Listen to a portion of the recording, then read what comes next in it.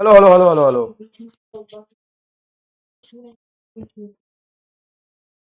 Hello hello hello. आप सभी बच्चों को एमआर का बहुत बहुत नमस्कार। क्या हाल चाल, क्या हाल चाल, क्या हाल चाल। ऑडियो एंड वीडियो क्लियर है तो प्लीज एक बार थम्स अप कर दीजिए। यस। थोड़ी देरी के लिए मैं आपसे क्षमा चाहता हूं क्योंकि यस, आज मैं थोड़ा सा डिले हो गया हूं, लेट हो गया हूं। ठीक है, कोई दिक्कत नहीं है। थोड़ा सा डिले हो गया हूं मैं, थोड़ा सा डिले हो गया हूं। I am sorry. ठीक है, आई एम सॉरी। कहीं बाहर था मैं, अभी अभी घर पहुंचा ही हूं। चलिए तो शुरू करते हैं। सर आप डिले हो गए, उसके चक्कर में हमारी क्लास देर होगी। अब देर से शुरू किया, देर से खत्म करोगे। सर कोई शेड्यूल, कोई टाइम नहीं है। ऐसा नहीं है भाई। कितनी क्लास पढ़ा दी होगी तुम्हें जरा बताना। लगभग शॉर्ट्स 120 लेक्चर तो हो ही गया होगा, 100 के आसपास तो हो ही गया होगा। कितने दिन मैंने लेट शुरू किया है? तो 2-3 दिन, तो 2-3 दिन शेड्यूल में तुम्हारा क्रैश हो गया ना। जब नहीं, तुम नो प्रॉब्लम कह रहे हो, कुछ होते हैं ना मंत्री नेता विधायक, तो आ जाते हैं कूद के। हाँ, वो गलत जगह प्रोफेशन में आए, उनको तो चुनाव लड़ना चाहिए अभी। हाँ हाँ, चलो कोई बात नहीं, छोड़ो। तो आज हम लोग पढ़ने वाले हैं एकदम का लेक्चर नंबर 3। वैसे तो ये बड़ा छोटा सा, प्यारा सा, सुंदर सा लेक्चर है और इससे बहुत ही स्कोरिंग क्वेश्चन आते हैं नीट में। बहुत बहुत direct straight forward scoring question आते हैं। तुमको पूछ लेगा कि बताओ थर्ड ऑर्बिट में एंगुलर मोमेंटम की वैल्यू। तुम्हें पूछ लेगा बताओ बाल्मर में डिब्रोगली, सॉरी डिब्रोगली नहीं, अच्छा डिब्रोगली का याद आया, क्वेश्चन बचा हुआ तो वही बताता हूँ। तुमसे पूछ लेगा कि बताओ लाइमन सीरीज का लास्ट लाइन का वेवलेंथ, लाइमन सीरीज का फर्स्ट लाइन का वेवलेंथ रेडियस इन पे कैसे डिपेंड करता है।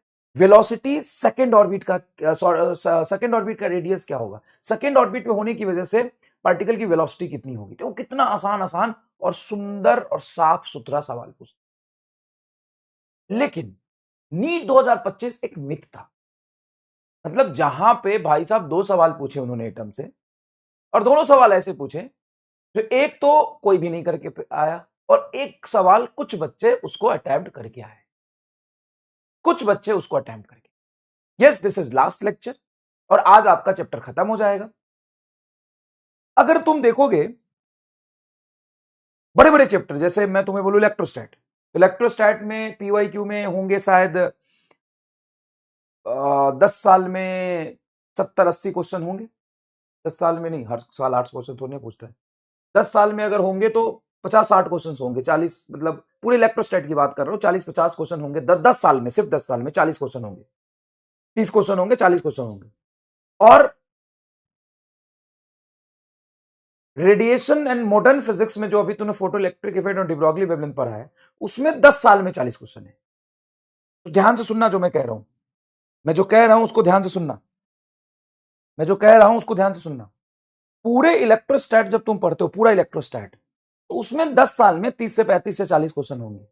और जो तुम फोटो इलेक्ट्रिक इफेक्ट और डिब्रोगली वेवलेंथ दो टॉपिक पढ़े हो, उस दो टॉपिक से पिछले 10 साल में, सिर्फ 10 साल की बात कर रहा हूं, 35 से 40 क्वेश्चन होंगे।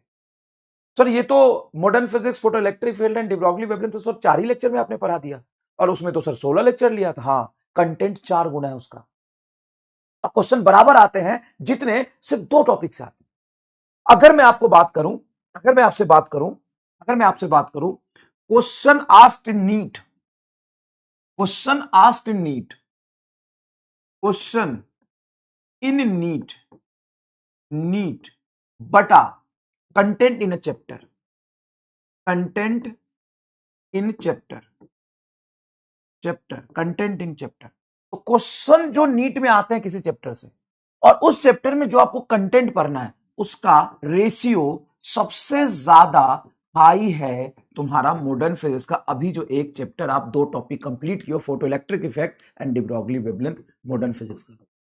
उसके बाद मैं बात करूं एटम का, उसके बाद मैं बात करूं सेमीकंडक्टर का, सेमीकंडक्टर का, उसके बाद अगर मैं बात करूं न्यूक्लियाई का, मतलब जो 4 वेटेज बाई कंटेंट का, वेटेज बोल सकते हैं, बटा कंटेंट का जो रेशियो सबसे हाई है, highest for the modern physics, highest,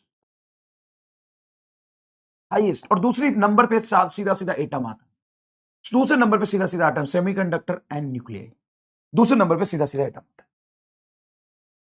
जैसे मैं एक बात करूं, मैं एक एग्जांपल से बात करूं, मैं तुमसे बोलूं कि जैसे रोटेशन है, तो रोटेशन मिनिमम 13-14 लेक्चर लगता है। 14 लेक्चर में क्वेश्चन कितने पूछे जाएंगे? 3। एटम में कितने लेक्चर लगे सर? तीसरा ही है आज। इससे क्वेश्चन कितने पूछे जाएंगे? 2। मॉडर्न फिजिक्स में कितने लगे सर? 4। क्वेश्चन कितने पूछे जाएंगे? 2। डन है।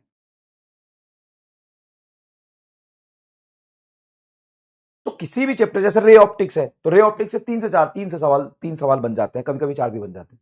इसमें लेक्चर कितने लगे, टॉपिक कितने हैं? प्रिज्म है, लेंस है, ऑप्टिकल इंस्ट्रूमेंट है, मिरर है, रिफ्रैक्शन है, कितना टॉपिक है? यहाँ पे तो 2 टॉपिक 2 सवाल, खत्म। 2 टॉपिक 2 सवाल, 2 टॉपिक 2 क्वेश्चन। इसमें कितने टॉपिक है सर? एक ही है, नील्स बोर का एटॉमिक मॉडल, और उससे 2 क्वेश्चन। और अभी तक जैसे मैं पिछले 10 साल के पैटर्न की बात करूं या 15 साल के पैटर्न की बात करूं, तो इन 10 या 15 साल के पैटर्न में जो एटम से, मॉडर्न फिजिक्स से, सेमीकंडक्टर्स और न्यूक्लियाई से जो चैप्टर आते हैं, ray optics, semiconductor, sorry ray optics, electrostat और रोटेशन के कंपेयर में एकदम इजी आते हैं। हालांकि ये अजीब बात नहीं हो गई? एक तो इसमें पढ़ना कम है, इसमें क्वेश्चन इजी आता है, और डायरेक्ट स्ट्रेट फॉरवर्ड सीधा सीधा सॉल्यूशन होता है, formula based, direct concept based. सिर्फ नीट 2025 में एटम का 1-2 सवाल छोड़ दिया जाए तो बोल बोलो। तो सर हमारे प्रिपरेशन के लिस्ट में हाई प्रायोरिटी पे इन 4 चैप्टर को रखना है। सर आप ऐसा कह रहे हो? यस, मैं यही कह रहा हूं। मैं ऐसा ही कह रहा हूं कि आप जब प्रिपरेशन कर रहे हैं तो इन चैप्टर्स को आप हाई प्रायोरिटी पे रखें, हाई प्रायोरिटी पे रखें, एकदम हाईएस्ट प्रायोरिटी पे रखें। ये सबसे पहले इसको करेंगे, फिर इसको करेंगे, फिर इसको करेंगे, इसको करेंगे, इसको हाई प्रायोरिटी पे रखें, ठीक है? इसमें क्वेश्चन आप देखोगे तो मैंने बिल्कुल भी भगाया नहीं है कहीं भी, अभी कोई भी चैप्टर मैंने नहीं भगाया है। आप देखिए जितना रिक्वायर्ड है उससे ज्यादा पढ़ाया है मैंने। आपको डिब्रोगली वेवलेंथ में कितने सवाल कराए? डिब्रोगली वेवलेंथ कहीं भी तुम देखोगे उसमें 10 या 15 क्वेश्चन कराते, मैंने तुमको कम से कम 40 क्वेश्चन कराए होंगे डिब्रोगली, हर तरफ के क्वेश्चन कराए, ठीक है? चलो अब आगे देखते हैं। वो एक सवाल था कि if speed of electron is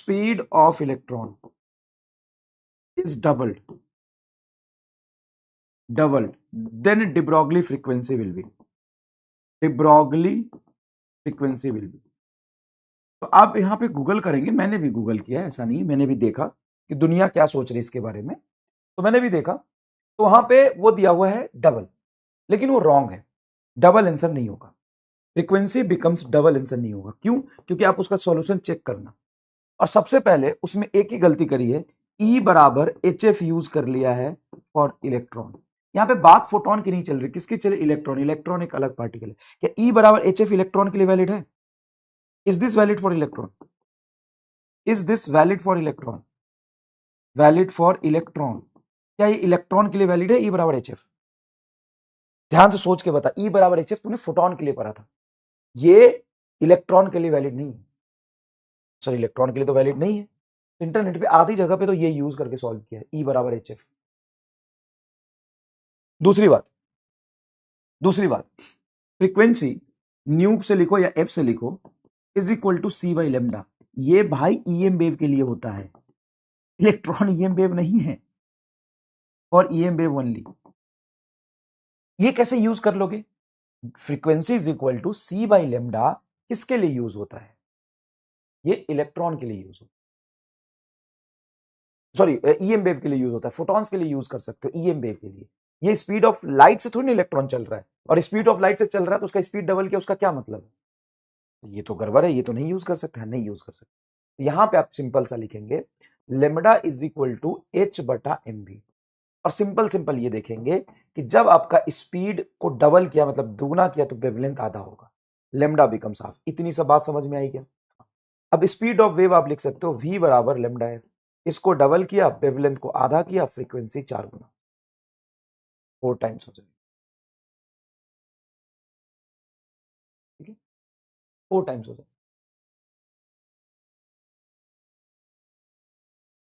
lambda is equal to H by M B, velocity को डबल करोगे वेवलेंथ तो आधा होगा, ये तो पक्की बात है। उसके बाद आप लिख सकते हो v बराबर लेमडा है, v बराबर लेमडा है, वेलोसिटी डबल कर रहे हो, वेवलेंथ आधा कर रहे हो, तो बताओ फ्रीक्वेंसी क्या हो जाएगा, 2 दूना 4। ठीक है, क्लियर है क्या? क्लियर है क्या? समझ में आ रही बात?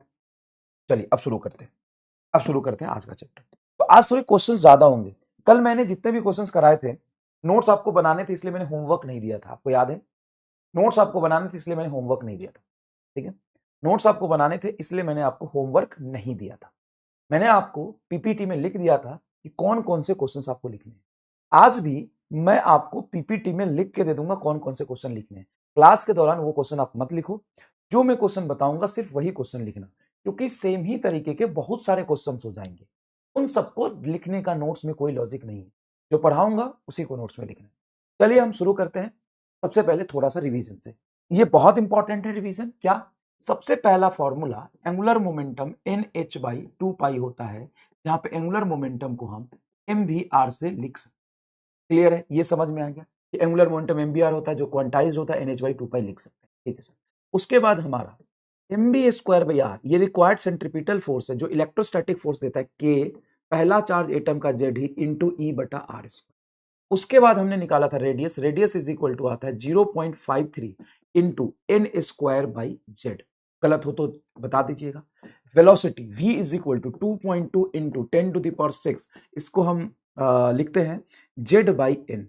Time period t is equal to 1.51 into 10⁻⁻16 n cube by z square. N cube आता है क्या? t इज इक्वल टू होगा 2 पाई आर, तो एन स्क्वायर और 1 अपॉन एन, हाँ n cube by z square, n cube by z square. तो frequency is proportional to z square by n cube.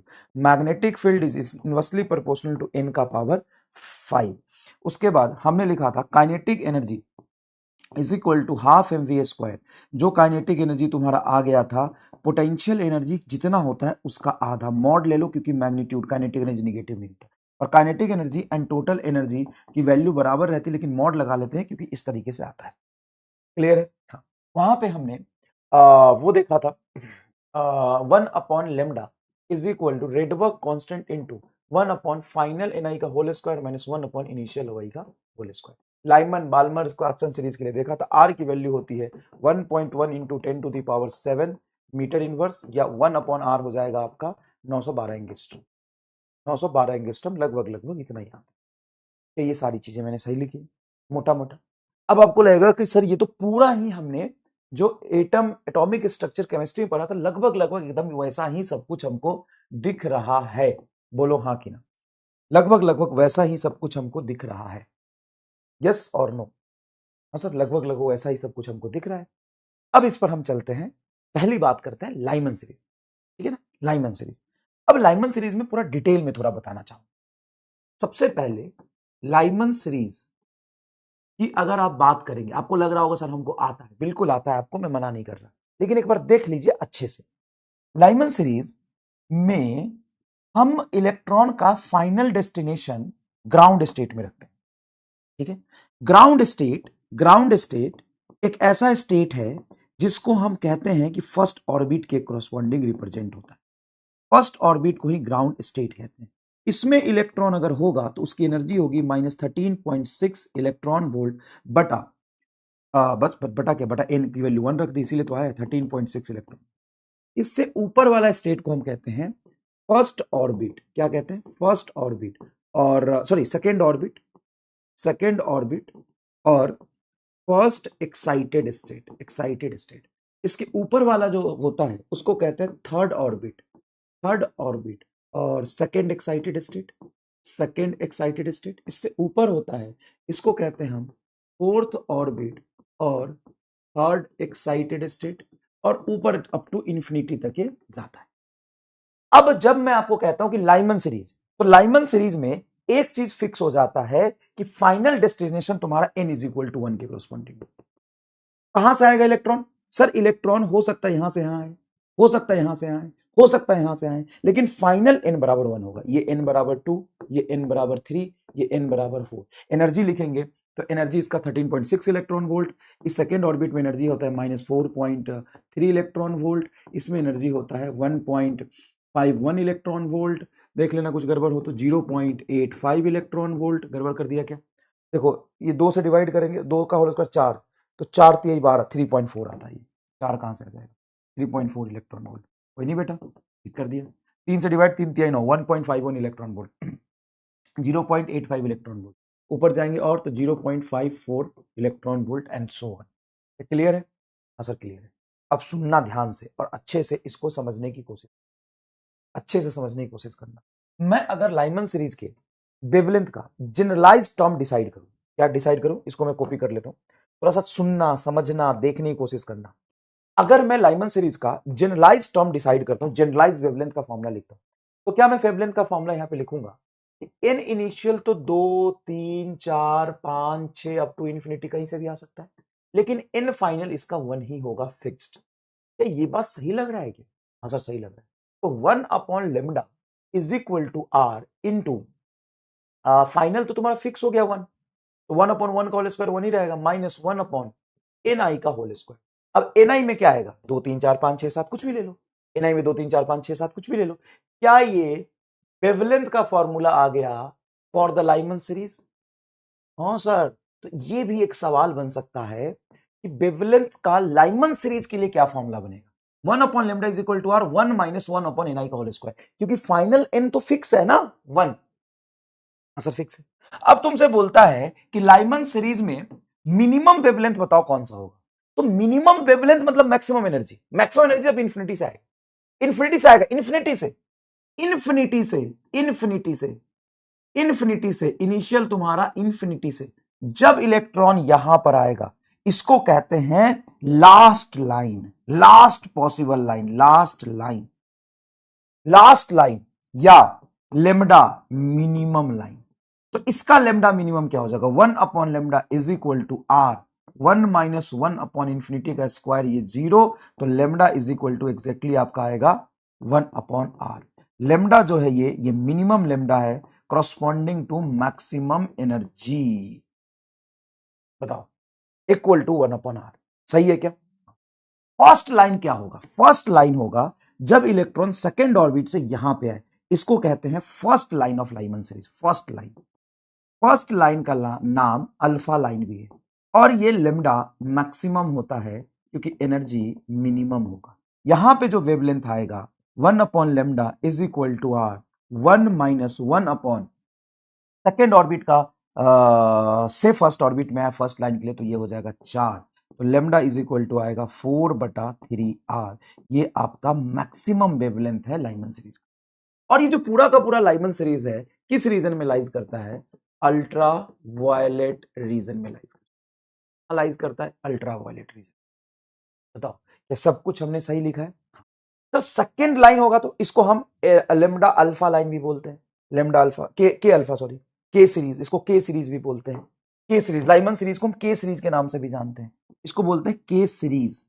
अब यहां पे आएगा तुम्हारा के अल्फा लाइन, ये बनेगा तेरा के बीटा लाइन, ये बनेगा तेरा के गामा लाइन। एकदम रॉ, हर चीज तुम्हारे सामने लिखे, एनर्जी से लेकर के ऑर्बिट का नाम से लेकर के एक्साइटेड स्टेट से लेकर के ट्रांजिशन से लेकर के सीरीज का मतलब, लास्ट लाइन का मतलब, फर्स्ट लाइन का मतलब। बताओ बताओ, क्लियर है? इसको हम के सीरीज के नाम से जानते हैं। ठीक है,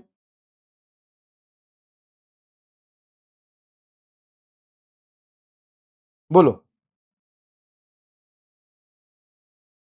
बोलो।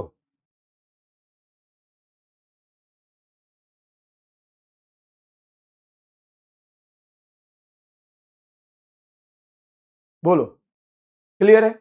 हाँ सर, ये पूरा कंटेस्ट है, बहुत अच्छे से समझ आ गया। बताओ कोई दिक्कत?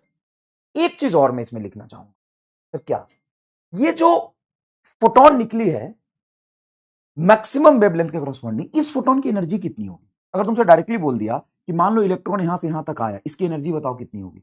एनर्जी तो एनर्जी गैप के बराबर होगी। तो यहां पे एनर्जी गैप कितना आएगा? ये एनर्जी गैप आपका आ जाएगा हायर -3.4 में से -3.6 घटाओ, ये 10.2 इलेक्ट्रॉन वोल्ट आता है जहां तक मुझे याद है। ये एनर्जी गैप कितना हो जाता है?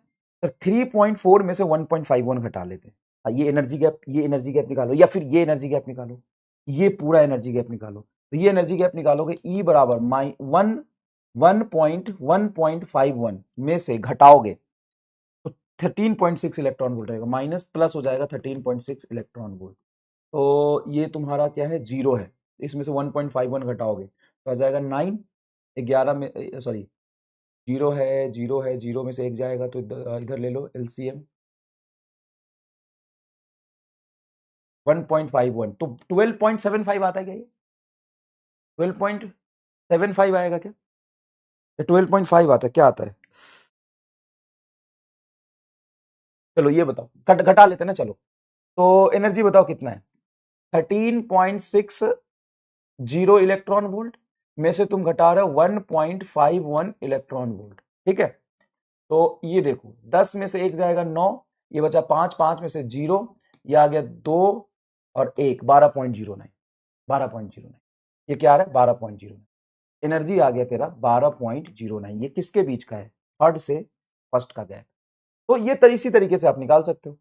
ये आता है शायद 0.85 को 13.6 से घटाओगे तो ये आ जाएगा 12.75 शायद। ये वाली गैप, ये वाली गैप बताना कितना आएगी? ये आएगी क्या? 12.75। मुझे याद तो है कि 12.75 कुछ आता है, क्या ये है 12.75? बताना। और ये ऐसे याद मत रखो, तुम निकाल सकते हो 12.09। ये तो सब सब्ट्रैक्ट करके देख लिया हमने। आप 13.6 से घटा लो तो हम कितना? 0.85, ठीक है, 0.85। 10 में से 5 जाएगा 5, एकदम सही है, सही लग रहा है।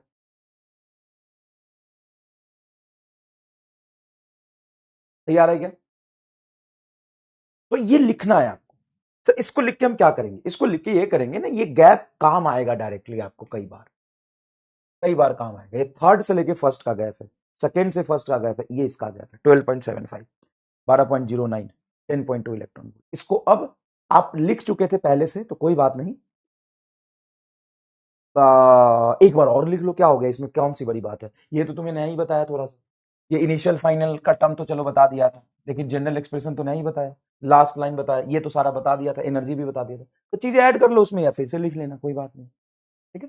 चलो इसको लिखो सब लोग इसको लिखिए, सब लोग इसको लिखिए। चलिए शुरू हो जाइए, चलिए लिखिए इसको, चलिए लिखिए, कम ऑन,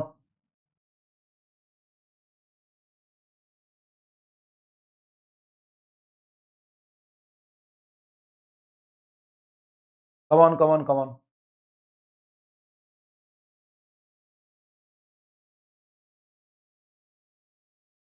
डन। अब लाइमन के बाद अगर मैं सेम पैटर्न बाल्मर के लिए लिखूं तो क्या होगा? बाल्मर सीरीज के लिए क्या होगा? तो बाल्मर सीरीज के लिए आप यही बोलेंगे कि ये विजिबल रीजन में आता है। हाँ सर, विजिबल रीजन में आता है। सिंपल सी बात है, बाल्मर सीरीज के लिए इनिशियल हो जाएगा आपका 3, 4, 5, 6 से कुछ भी, फाइनल हो जाएगा आपका 2। तो 1/λ इज इक्वल टू बनेगा आर, 1/2 का होल स्क्वायर, 4 माइनस 1/ni का होल स्क्वायर। यही लिखेंगे आप? सर यही लिखेंगे, यही हमारा पाल्मर सीरीज के लिए आएगा। पाल्मर सीरीज को हम बीटा लाइन बोलते हैं, सॉरी के बीटा लाइन नहीं, एल सीरीज बोलते हैं। यहां पे इससे कोई मतलब नहीं है, इलेक्ट्रॉन जो पहला सीरीज बनेगा वो इलेक्ट्रॉन यहां से यहां तक आएगा, इसको कहेंगे आप फर्स्ट लाइन। इसको क्या बोलेंगे?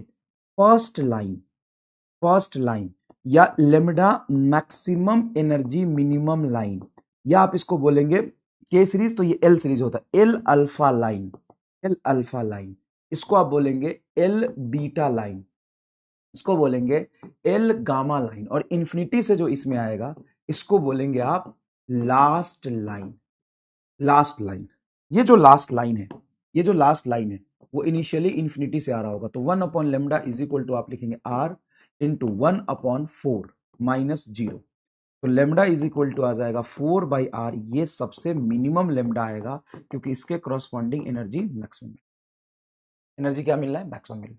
क्लियर है क्या? हाँ, खत्म, यही तो बात पढ़ना है तुम्हें। तो बाल्मर सीरीज भी हो गया, हाँ। लाइमन, बार्मर, पास्चन सीरीज में क्या होगा? सर पास्चन में फाइनल थर्ड पर आएगा। ये तो सर खुद भी बना सकते हैं, बोलो बना सकते हो कि नहीं?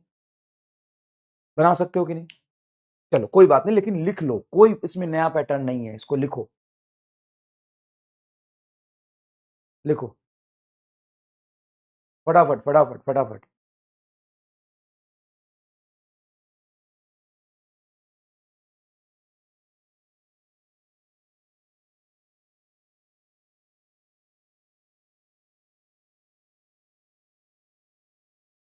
लिखो फटाफट फटाफट फटाफट, इसको लिखो फटाफट फटाफट फटाफट फटाफट फटाफट फटाफट फटाफट। ठीक है, यहां भी निकाल सकते हो। ये बताओ लेमडा क्या होगा? 1/λ is equal to r 1/4 minus 1/9।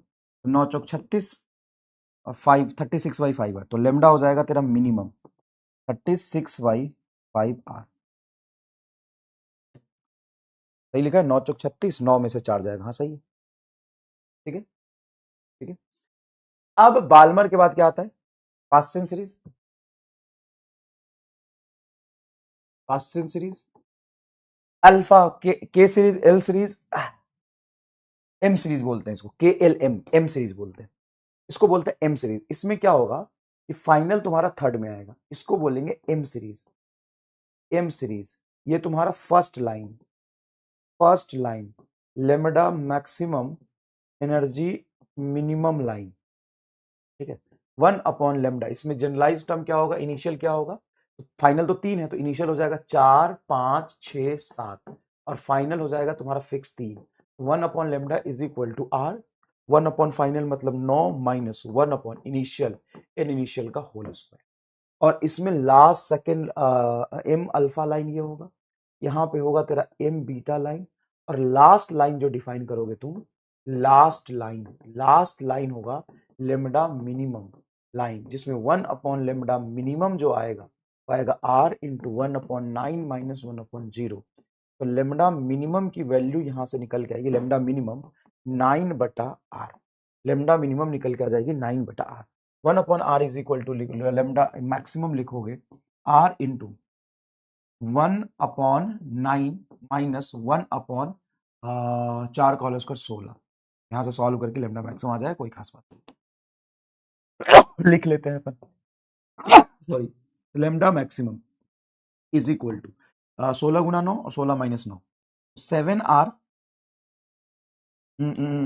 16 Guna 9/7r, कुछ ये बन जाएगा क्या? 9 minus 16 7, 16 minus 9 divided by 7r, क्या ये बन जाएगा? पास्चन सीरीज ये बन। अब तुम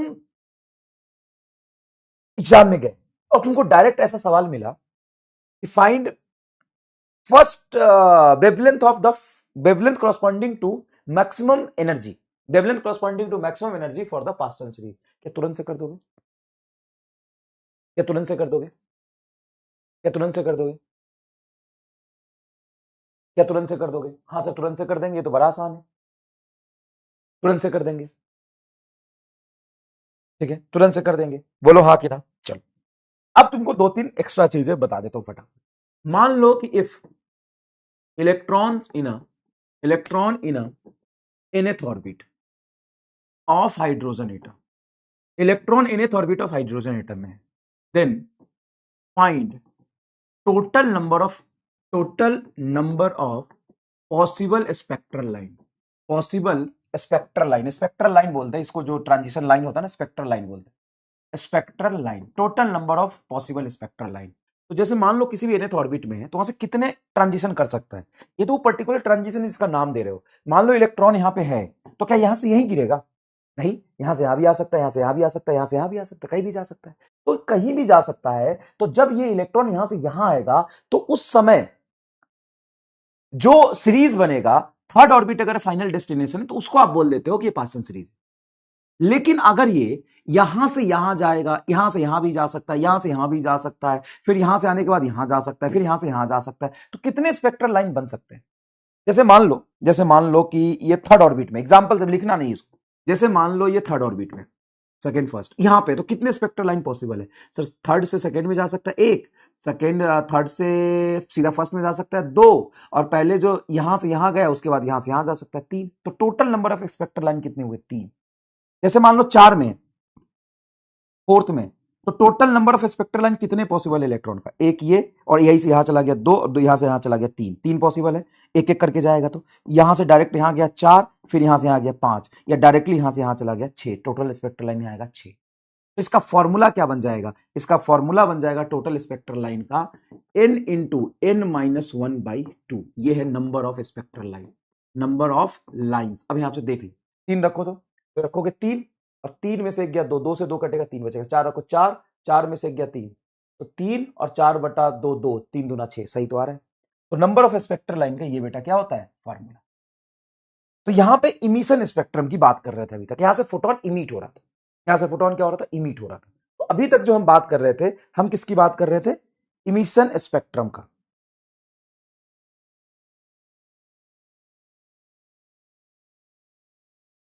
है? अभी तक हम बात कर रहे थे इमिशन स्पेक्ट्रम का। एब्जॉर्प्शन स्पेक्ट्रम क्या होता है? एब्जॉर्प्शन, वो इलेक्ट्रॉन को एब्जॉर्ब करेगा। एब्जॉर्प्शन स्पेक्ट्रम क्या होता है? तो ध्यान से देखिएगा, एब्जॉर्प्शन स्पेक्ट्रम, एब्जॉर्प्शन स्पेक्ट्रम होता है जब वो इलेक्ट्रॉन को एब्जॉर्ब करे। And absorption spectrum only possible from ground state. ये सिर्फ और सिर्फ ग्राउंड स्टेट से ही पॉसिबल है। सर ऐसा क्यों? ग्राउंड स्टेट से पॉसिबल क्यों है? क्योंकि ये एब्जॉर्प्शन स्पेक्ट्रम की बात करें, यहां पे इलेक्ट्रॉन एनर्जी लेके ऊपर जाएगा। अब मान लो कि तुम एक ऑर्बिट, एटम का ऑर्बिट्स बनाते हो, ठीक है। अब ये फोटोन आया, भाई साहब फोटोन आया, फोटोन कुछ एनर्जी लेके आया, वो इलेक्ट्रॉन को देगा। तो इलेक्ट्रॉन जब एनर्जी यहां से लेगा, तो हायर स्टेट में बैठने पर एनर्जी ले ही नहीं सकता है। सर क्यों नहीं ले सकता? वो तो यहां भी होगा तो ले सकता है। अगर यहां पे इलेक्ट्रॉन है, तो वो इलेक्ट्रॉन हाई एनर्जी स्टेट में होने की वजह से पहले ट्रांजिशन करके नीचे आ जाएगा, फिर वो एनर्जी लेके ऊपर भागेगा। सर नहीं समझ में आया, सुनो बात बताते हैं। जो नील्स बोर का एटॉमिक मॉडल है, उसका एक ड्रॉबैक है, सबसे बड़ा ड्रॉबैक पता है क्या है? कि वो ना मल्टी इलेक्ट्रॉन एटम के लिए सही ही नहीं है, वैलिड ही नहीं है मल्टी इलेक्ट्रॉन एटम। तो किस इलेक्ट्रॉन एटम के लिए सही? सिंगल इलेक्ट्रॉन एटम के लिए। तुम जो नील्स बोर का एटॉमिक एटम मॉडल पढ़े हो, उसका एक चीज पढ़ोगे कि वो सिर्फ सिंगल इलेक्ट्रॉन एटम के लिए वैलिड है, मल्टी इलेक्ट्रॉन एटम के लिए वैलिड ही नहीं है, सिंगल इलेक्ट्रॉन एटम के लिए वैलिड है। अच्छा, तो एक ही इलेक्ट्रॉन है, हाँ, अगर एक ही इलेक्ट्रॉन है तो नीचे तो जगह खाली है, तो खाली जगह देखते ही naturally electron higher energy state से लो एनर्जी स्टेट में आ जाएगा। मान लो मैं ऐसा बनाता हूं, मान लो मैं ऐसा ऑर्बिट्स बनाता हूं और कहता हूं कि यहां पे भी इलेक्ट्रॉन है, यहां पे भी इलेक्ट्रॉन है, यहां पे भी इलेक्ट्रॉन है, तो भाई नीचे भरा हुआ है, तो हायर एनर्जी स्टेट से लोअर एनर्जी स्टेट में नहीं आ सकता, क्योंकि एक ऑर्बिट में 2 इलेक्ट्रॉन पॉसिबल होते हैं। मान लो पहले से ही 2 है, तो नहीं आ सकता। अब मान लो कि ये सिर्फ सिंगल इलेक्ट्रॉन के लिए वैलिड होता है, वैलिड फॉर नील्स बोर का atomic model, valid for single electron. अब एक ही इलेक्ट्रॉन है, तो भाई साहब एक ही इलेक्ट्रॉन है, तो नीचे वाला जगह खाली, और एक इलेक्ट्रॉन यहां पे बैठ के कर क्या रहा है? ये तो नेचुरली तुरंत से, जैसे मैं पेन को यहां छोड़ दूंगा तो अपने आप नीचे भागेगा। क्यों? क्योंकि नीचे जहां पे एनर्जी कम हो रही है, तो ये अपने आप नीचे आ जाएगा। अच्छा, तो इलेक्ट्रॉन हायर एक्साइटेड स्टेट में पॉसिबल ही नहीं होगा। अब ये लोअर स्टेट में है, तो यहां से ये फोटोन को एब्जॉर्ब करेगा। अब फोटोन की एनर्जी अगर इस गैप के बराबर है, तो ये जंप करके ऊपर चला जाएगा। इसी को कहते हैं absorption spectrum. Absorption spectrum line हमेशा फर्स्ट से सेकंड में पॉसिबल है, फर्स्ट से थर्ड में पॉसिबल है, फर्स्ट से फोर्थ में पॉसिबल है, फर्स्ट से फिफ्थ में पॉसिबल है, ये पॉसिबल है, लेकिन सेकंड से थर्ड में पॉसिबल नहीं है। एब्जॉर्प्शन एब्जॉर्प्शन पॉसिबल नहीं है, थर्ड से फोर्थ में पॉसिबल नहीं है, फोर्थ से सेवेंथ में पॉसिबल नहीं है, ऊपर जा ही नहीं सकता है, क्योंकि सिंगल इलेक्ट्रॉन है, तो सिंगल इलेक्ट्रॉन ऊपर हायर एक्साइटेड स्टेट में होगा नहीं, सिंगल इलेक्ट्रॉन हमेशा ग्राउंड स्टेट में होगा। Single electron always in a ground state, single electron always in ground state, ground state, single electron always in a ground state, that's it, खत्म। Clear है क्या? चलो इसको लिखो फटाफट। वो सिर्फ और सिर्फ ग्राउंड स्टेट में ही एग्जिस्ट करेगा, वो सिर्फ और सिर्फ ग्राउंड स्टेट में ही एग्जिस्ट करेगा। क्लियर? चलिए फटाफट इसको लिखिए, जल्दी से फटाफट लिखिए। अरे यार एक्चुअली पेज पैर में ना पेन बढ़ गया, मेरा दर्द कर रहा है लगातार। सुबह थोड़ा ठीक रहता है, शाम को ज्यादा बढ़ जाता है। डॉक्टर को दिखाया था, दवाई भी खा रहा हूँ, सूजन कम नहीं हुआ।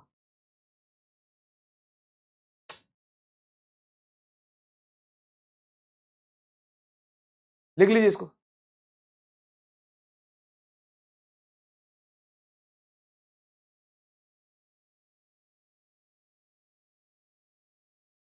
डन, फटाफट लिख लीजिए। कहां पे पॉसिबल होगा? ग्राउंड से हायर एक्साइटेड स्टेट में इलेक्ट्रॉन जा सकता है एनर्जी अब्सॉर्ब करके। तो absorption spectrum only possible from ground to higher energy state, ground to higher energy state, ground to higher energy state. Absorption spectrum only possible from ground to higher energy state, ground to higher energy state, ground to higher energy state, ground to higher energy state. अब ध्यान से सुनिएगा, एक सवाल में लिख लो, इसको आपको नोट्स में लिखना है। सवाल देखिएगा क्या है। इफ सॉरी ला ला ला ला ला ला ला ला ला which of the following option, which of the following option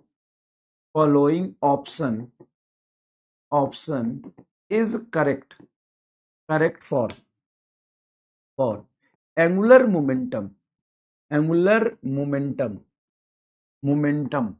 dependency on radius, angular momentum and relation. Which of the following option is correct for angular momentum and radius of orbit? Radius of orbit और angular momentum में क्या relation होता है ये पूछा।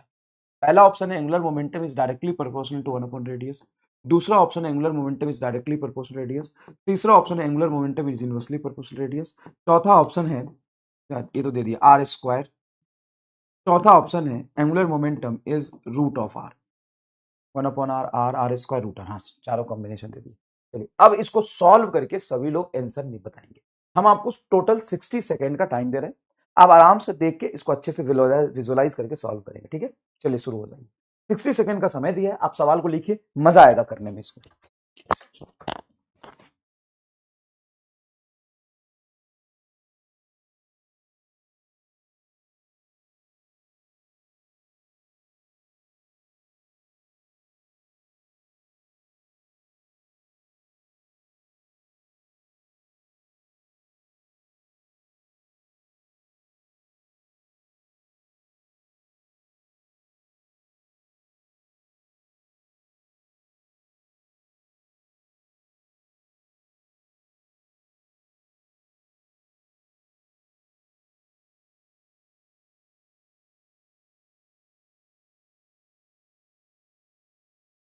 मजा आएगा सवाल करने में।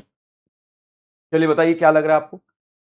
60 सेकंड का समय दिया, पूरा अच्छा खासा समय दिया है, बताइए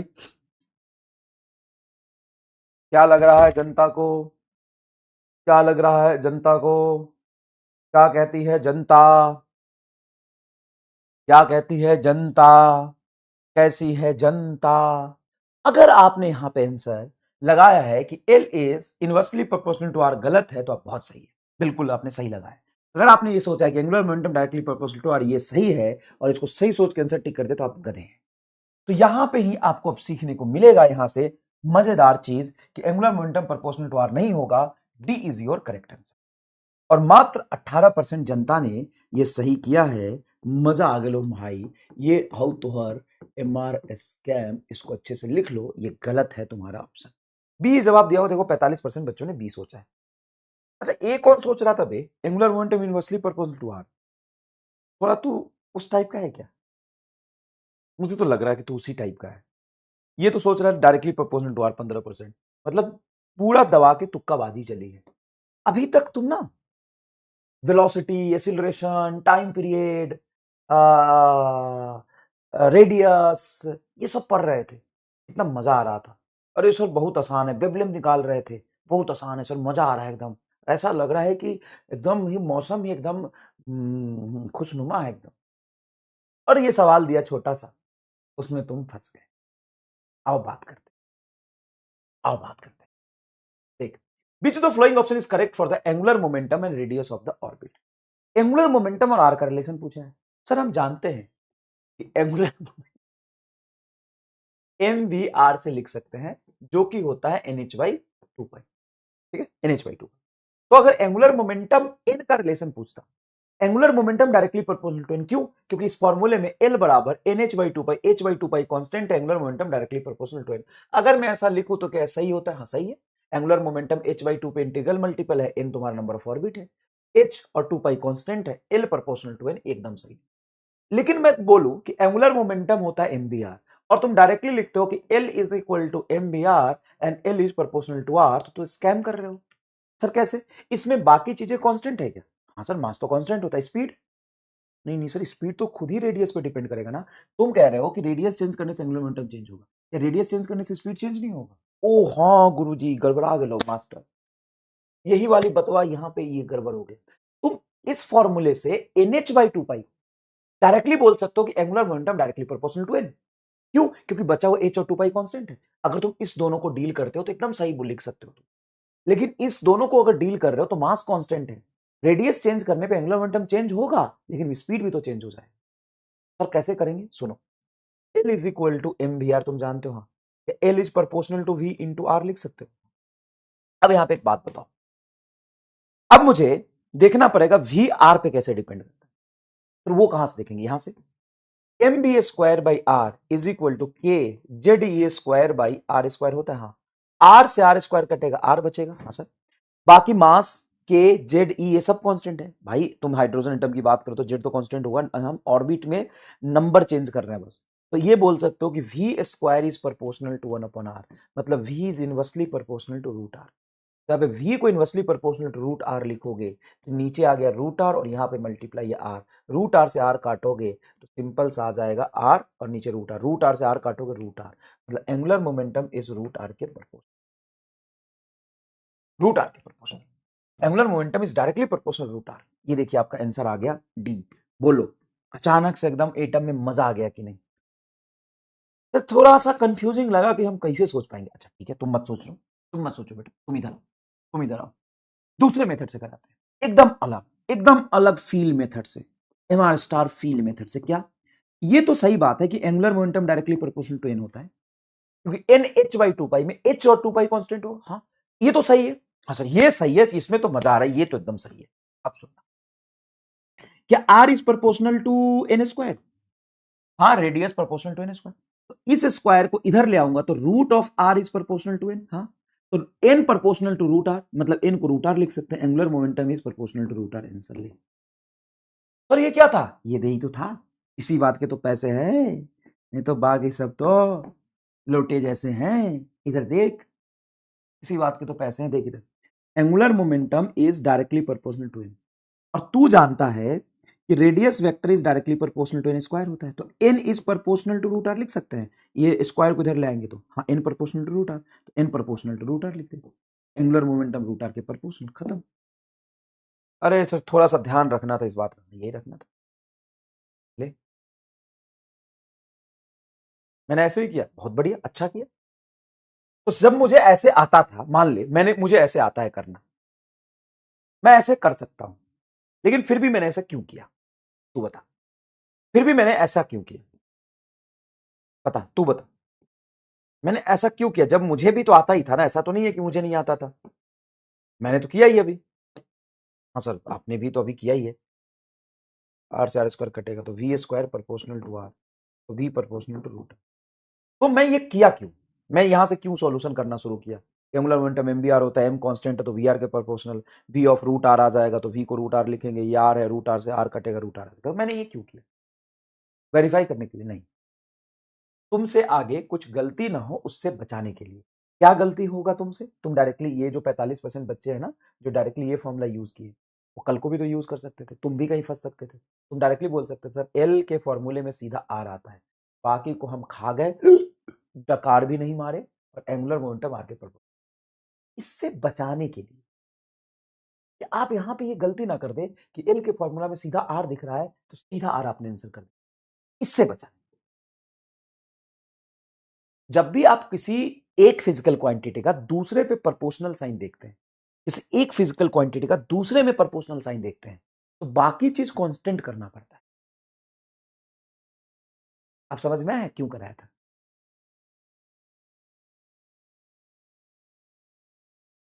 अब फील आया? उस गलती से बचाने के लिए दोनों मेथड है आपका, ये है first method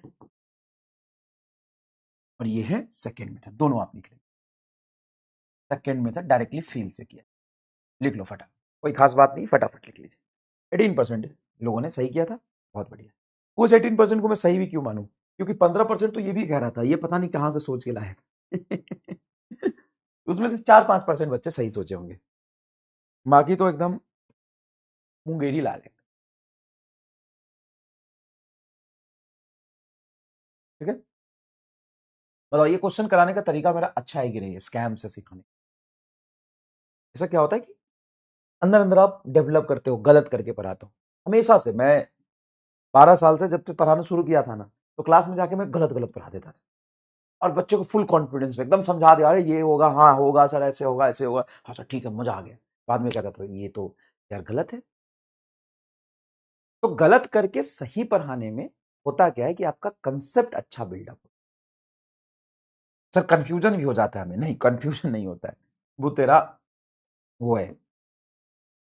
hydrogen atom excited from ground state to the principal quantum number 5, the number of spectral line observed. तो नंबर ऑफ क्वांटम नंबर 5 मतलब n5, तो नंबर ऑफ स्पेक्ट्रल लाइन कितना हो जाएगा? नंबर ऑफ स्पेक्ट्रल लाइन होता है n-1 into n/2। तो रखोगे 5-1 इंटू 5/2, तो आ जाएगा 4 गुना 5/2, 2 से कटेगा 2, 10 आएगा, लेकिन लिखना नहीं इसको। चलो नेक्स्ट देखो, ये बढ़िया सवाल है, इसको आपको कॉपी करना है। सबसे पहले मैं ये सवाल आपको पढ़ के बताता हूँ। In a Bohr atomic model, it's assumed that force between electron and proton varies inversely as r का power 4। मतलब इनवर्सली r का पावर 4 है। Force is proportional to inversely r का power 4। Energy of the system will be proportional to. तो energy कैसे depend करेगा? n पर। ये ऑप्शन में क्या दिया? n पे। यहाँ पे लिखा नहीं है, लेकिन पूछा n पर। अब इस सवाल में अचानक से जज्बात बदल गए। ये सवाल मैं लास्ट ईयर लक्ष्य में भी कराया था, यकीन में भी कराया था। अब इसी सवाल पे बेस थोड़ा समझना। In Bohr atomic model it assume that force between electron and proton varies inversely as r का power 4। force is proportional to inversely r का power 4। energy of the system will be proportional to n। मतलब n पे कैसे depend करें। ठीक है, चलो ये सवाल है, इसको एक बार आराम से अटेम्प्ट करके बताओ कैसे करोगे। सोचो सोचो सोचो कैसे करोगे, लगाओ फॉर्मूला। सर हमसे क्या पूछा है? Energy of the system. हाँ, एनर्जी ऑफ द सिस्टम में हम काइनेटिक एनर्जी निकाल लेंगे तो टोटल के बराबर होता है। मतलब मुझे हाफ mv² निकल गया तो पता चल जाएगा। और kinetic energy is proportional to v² होता है। सर वो तो एनर्जी बोला है, आप काइनेटिक क्यों लिख रहे हो? क्योंकि एक्सप्रेशन सेम आता है काइनेटिक और टोटल। तो हमें kinetic energy proportional to v² पता है। अब हमें v को n के टर्म्स में लिखना पड़ेगा। अब v को n के टर्म्स में कहां से लिखो? तो हमें एक कंडीशन दिया, फोर्स प्रोपोर्शनल टू 1/r का पावर 4। ये गिवन है क्वेश्चन में, ये गिवन है क्वेश्चन में, और ये चीज तुमसे पूछी। तो किसी तरीके से इस गिवन कंडीशन से v और n पे डिपेंडेंसी निकालो। v और n पे डिपेंडेंसी निकल जाए, यहां पे पुट कर दो, काइनेटिक एनर्जी n का रिलेशन निकालो।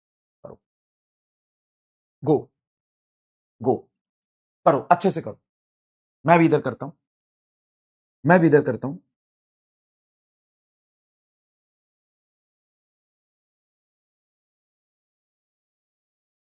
दिख तो नहीं रहा ना तू मेरे? दिखने नहीं देंगे तुम्हें, दिखने तुम्हें देंगे नहीं, दिखने तुम्हें देंगे नहीं, दिखने तुम्हें देंगे नहीं, दिखने तुम्हें देंगे नहीं, दिखने तुम्हें देंगे नहीं, दिखने तुम्हें देंगे नहीं, दिखने तुम्हें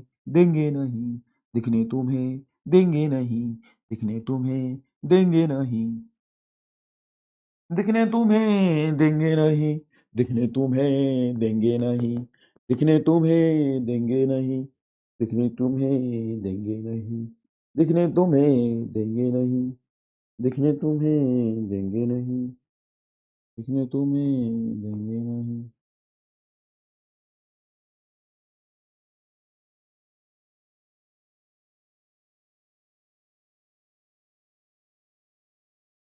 दिखने तुम्हें देंगे नहीं, दिखने तुम्हें देंगे।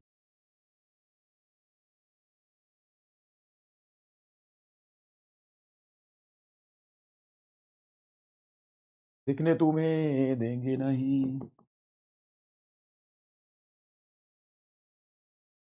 ये तो एंगुलर मोमेंटम कंजर्वेशन का प्रिंसिपल तो हमेशा सही रहता है।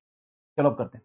Force is proportional to 1/r का पावर 4 है। हाँ सर, एंगुलर मोमेंटम को क्या लिख सकते हैं? Sir angular momentum proportional to n होता है, mvr प्रोपोर्शनल टू, तो क्या कह सकते हैं कि vr is proportional to n। कह सकते हो sir vr is proportional to n। अब हमें एक इक्वेशन तो यहां से मिल गया कि vr proportional to n। Force तुम लिखते हो जो इलेक्ट्रोस्टैटिक फोर्स है वो जाएगा k ZE² बटा आर का power 4 is equal to m B square by r, यही सेंट्रीपिटल फोर्स प्रोवाइड करेगा। तो आर का पावर 4 आर से कट हो गया, आर क्यूब, ये सारा कांस्टेंट है, ये भी एम कांस्टेंट है, तो v square is proportional to 1 upon r का पावर क्यूब। ये दूसरा equation, v square is proportional to r का पावर क्यूब। तो यहां पे इस इक्वेशन को अगर मैं स्क्वायर कर दूं, v square r square is proportional to n square, और वी स्क्वायर को मैं लिख सकता हूं 1 अपॉन आर क्यूब, तो वी स्क्वायर को लिखूंगा 1 अपॉन आर क्यूब। देखो ना, वी स्क्वायर को 1 अपॉन आर क्यूब, देखो v square 1 upon r cube into r square is proportional to n square. ये आर स्क्वायर, ये आर क्यूब, ये कट के नीचे आएगा आर, तो 1 upon r is proportional to n cube. और अच्छा, यहाँ पे आर को क्यों लाया, वी को लाते ना, हमें वी चाहिए था, सॉरी सॉरी, छोड़ छोड़ छोड़, तो यहां से देखो, फिर से देखो, ये v r proportional to n है, तो v square r square proportional to cube करो, क्यूब, तो v cube r cube proportional to n cube.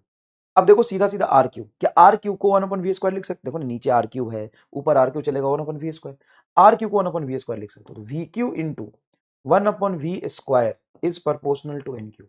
ये वी क्यू, ये वी स्क्वायर कट के आएगा v proportional to n cube, v proportional to n cube, सही है क्या?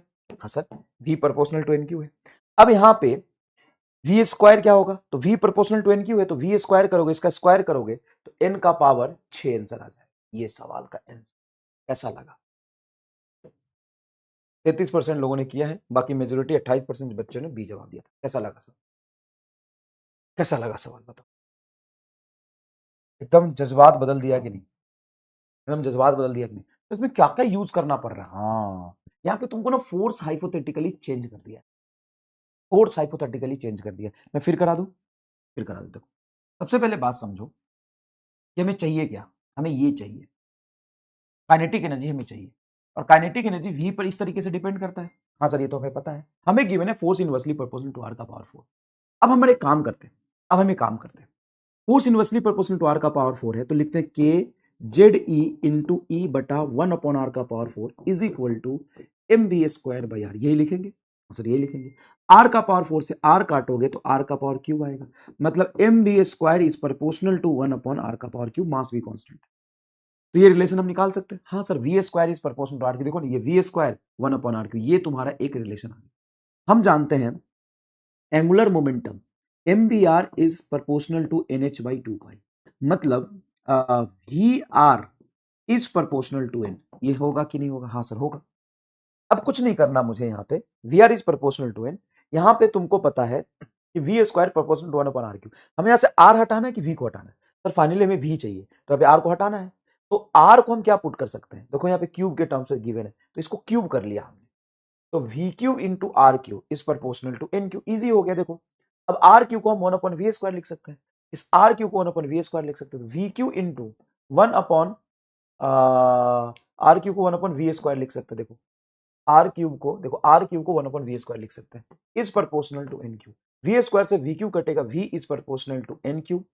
अब v proportional to n cube यहां पुट कर दो, ये वी स्क्वायर है तो प्रोपोर्शनल टू वी को रखोगे एन क्यूब, तो वी को रखोगे n cube into whole square, मतलब एन का power 6 is your correct answer. अब बताओ समझ में आने की है कि नहीं? तो इतना तुमको घुमा के करना पड़ेगा। अच्छा, यहां पे गलती क्या हो सकती थी, मैं तुमको गलती बताता हूं क्या, जो मैं भी कर रहा था, मैं भी कर रहा था। गलती क्या हो सकती है? गलती ये हो सकती है कि तुमने ये निकाल लिया, हाँ सर निकाल लिए, तो हम निकाल लिए, और तुम डायरेक्टली ये अगर पुट कर दोगे कि v square is proportional to 1 upon r cube, और हम जानते हैं r proportional to n square होता है, तो तुम लिख सकते हो 1 अपॉन एन क्यूब को लिखोगे एन स्क्वायर का पावर क्यूब, तो v square is proportional to n का पावर 6। अब यहाँ पे लिख दो v square is proportional to n का पावर 6, तो 1 अपॉन एन का पावर 6 आ जाएगा। ये गलती कर सकते हैं सर, ये हम कहाँ से करेंगे? अबे भाई r proportional to n square नहीं होता है, हाँ सर हम पढ़े तो है r proportional to n square होता है। अगर यही चीज हम यहाँ रख दे तो भाई ये आया है ना, देखो इस फोर्स से हमने, इस फोर्स को यूज करके फोर्स प्रोपोर्शनल टू आर का पावर 4 इंटू आर, इसको सॉल्व करके v square proportional to 1 upon r cube, v square proportional to 1 upon r cube, और आर को लिख दिया n square, r is n square. तो ये गलत हो जाएगा क्या? अब क्यों गलत होगा बताओ, क्यों गलत होगा बताओ? यहाँ पे आर को डायरेक्टली मैं एन स्क्वायर रख दूं तो r is equal to r not into N square by z तो आता है, तो r is proportional to n square. अगर डायरेक्टली मैं आर को एन स्क्वायर लिख दूं तो क्या होगा? डायरेक्टली अगर आर को एन स्क्वायर लिख दूंगा तो गलत हो जाएगा। क्या गलत हो जाएगा? यही किया था ना, ये किया था ना भाई, पता है ना क्यों? क्योंकि हाँ, जैसे हम सनम वैसे तुम सनम, हम दोनों सब सनम सनम। जैसे हम सनम वैसे तुम सनम, हम दोनों सनम सनम। फिर वो इन्वर्सली इनका पावर 6 आ गया था। पता है ऐसा क्यों? क्योंकि बेटा वो तब सही है जब आपका force inversely proportional to r square, जो एक्चुअल में इलेक्ट्रोस्टैटिक फोर्स होता है, तब वो सही है। यहाँ पे फोर्स ही चेंज कर दिया तो वो तो चेंज ही हो जाएगा। हाँ सर, आर की डिपेंडेंसी चेंज हो जाएगी, एन की वी की डिपेंडेंसी चेंज हो जाएगी। तो सर ये क्यों लगा दिया डायरेक्ट आपने ये वाला? ये अभी भी सही होगा क्या? हाँ, एंगुलर मोमेंटम तो कंजर्व होता है। एंगुलर मोमेंटम इस फोर्स पे डिपेंड करता है कि वो सेपरेटली कंजर्व है। वो थोड़ी ना बोला कि इस फोर्स के लिए जब फोर्स तुम्हारा इलेक्ट्रोस्टैटिक के Q1 Q2 बटा आर स्क्वायर होगा तो एंगुलर मोमेंटम कंजर्व होगा। नहीं, फोर्स है कुछ भी रखो, एंगुलर मोमेंटम कंजर्व होगा। तो ये तो तुम्हारा सबसे बड़ा हथियार है कि एंगुलर मोमेंटम का कंजर्व होना, कि एल प्रोपोर्शनल टू एन होना, एम बी आर बराबर एन होना, ये तो नेचुरल लॉ है। ये तो नहीं डिपेंडेंट है। हाँ, इस लॉ को यूज करके और के z e square by r square is equal to m B square by r को यूज करके तुमने निकाला था r proportional to n square, v proportional to 1/n, ये और ये यूज करके निकाला था जब आर स्क्वायर। तो जो वी निकाला था, आर निकाला था, स्पीड निकाला था, काइनेटिक एनर्जी निकाला था, ये आर स्क्वायर पर निकाला था। यहां पर ये फंडामेंटल है, तो ये फंडामेंटल है ही, और ये तुमको चेंज करके दे दिया, तो ये चेंज करके दे दिया, तो यहां पे अलग से चेंज करके हम ये सॉल्व करेंगे। मेरे हिसाब से अब अगर तुमको एक्चुअल में इसका फील आया तो कमेंट बॉक्स में दिल बना दो कि क्यों हमने ऐसा ही किया, क्यों हमने इसको यूज किया, लेकिन r proportional to n square को हम यूज नहीं कर पाए, क्योंकि ये नेचुरल लॉ है और ये अलग से नेचुरल लॉ था। इसको चेंज किया तो फिर आर भी ये सब चेंज हो जाएगा, लेकिन एंगुलर मोमेंटम तो कंजर्व रहता है। तो आंसर निकाल लेना इज अ डिफरेंट थिंग, लेकिन हम वही क्यों कर रहे हैं, हम गलती क्या कर सकते हैं वो समझ लेना इज द डिफरेंट। तो मुझे लगता है कि अब तुमको एक्चुअल में समझ में आया होगा कि जो हमने डेरिवेशन किया हुआ है, जो लॉ सेपरेट है, वो कैसे कैसे कब क्या लगेगा कब नहीं लगेगा। जैसे हम सनम वैसे तुम सनम, हम दोनों सब सनम सनम। समझ में आया ना? अब आ गया होगा फिल्म में, जो जानता हूं मैं जानता हूं। मैं इतना करा के भी छोड़ देता तो बोला था आंसर तो आ गया, लेकिन तुम ऐसे सवाल फिर दोबारा नहीं कर पाते, क्योंकि वहां पे इस गलत होने की प्रोबेबिलिटी अभी भी रहती। अगर मैं तुम्हें ये नहीं बताता कि आर को मैंने स्क्वायर क्यों नहीं लिख रहे हैं, तो गलत होने की प्रोबेबिलिटी वहां भी बनी रहती। गुम सुम आ गया कि नहीं? सर उसका मतलब समझा ना, हम सनम वैसे तुम सनम, हम दोनों सनम सनम। आराम से बताओ। जैसे हम सनम वैसे तुम सनम, आखिर हम दोनों हैं सनम सनम। चल, अब ये नीट 2025 का सवाल की बारी आ गई। तो अभी जो दो सवाल अच्छे कराया उसमें गलत करके अच्छे से समझाया, वो इसीलिए कराया कि तुम मेरे लाल इस सवाल को फोड़ दो। और ऐसा ये सवाल मैंने लास्ट ईयर यकीन में और लक्ष्य में दोनों में कराया था। सेम सवाल ये मैंने लक्ष्य और यकीन की पीपीटी में कराया था लास्ट ईयर, एकदम डिटेल में ऐसे एक्सप्लेन करके बताया। ठीक है, अब ये सवाल है तुम्हारा नीट 2025 का। अब इसको देखो और समझने की कोशिश करो कि सेम सवाल है कि नहीं।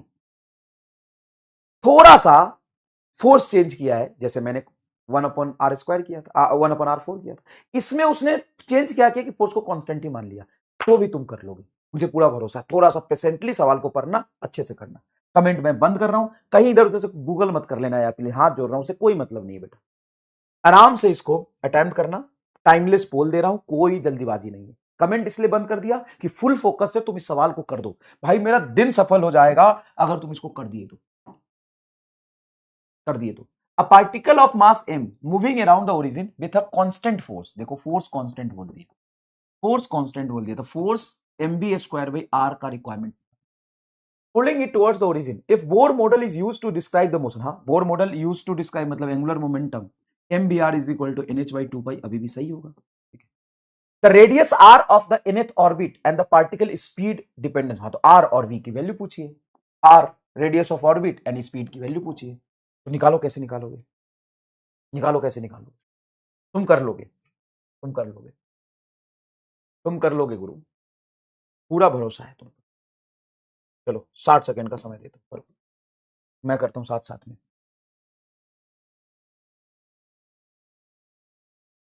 एन पे डिपेंडेंसी पूछा, एन को फाइनली एन पे डिपेंडेंसी पूछा।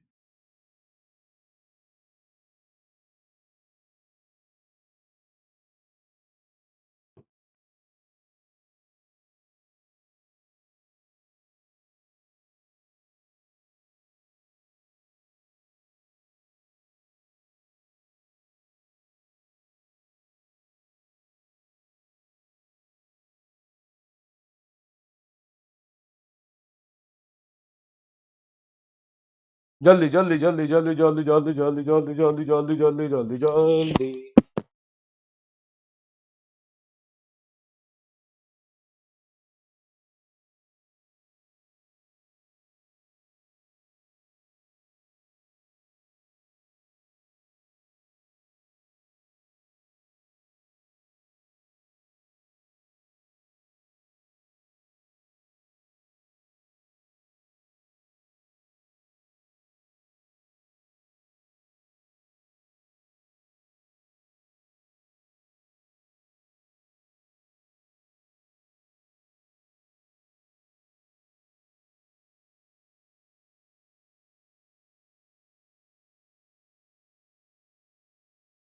चलिए, तो इसका आंसर मेरे हिसाब से फर्स्ट आ रहा है।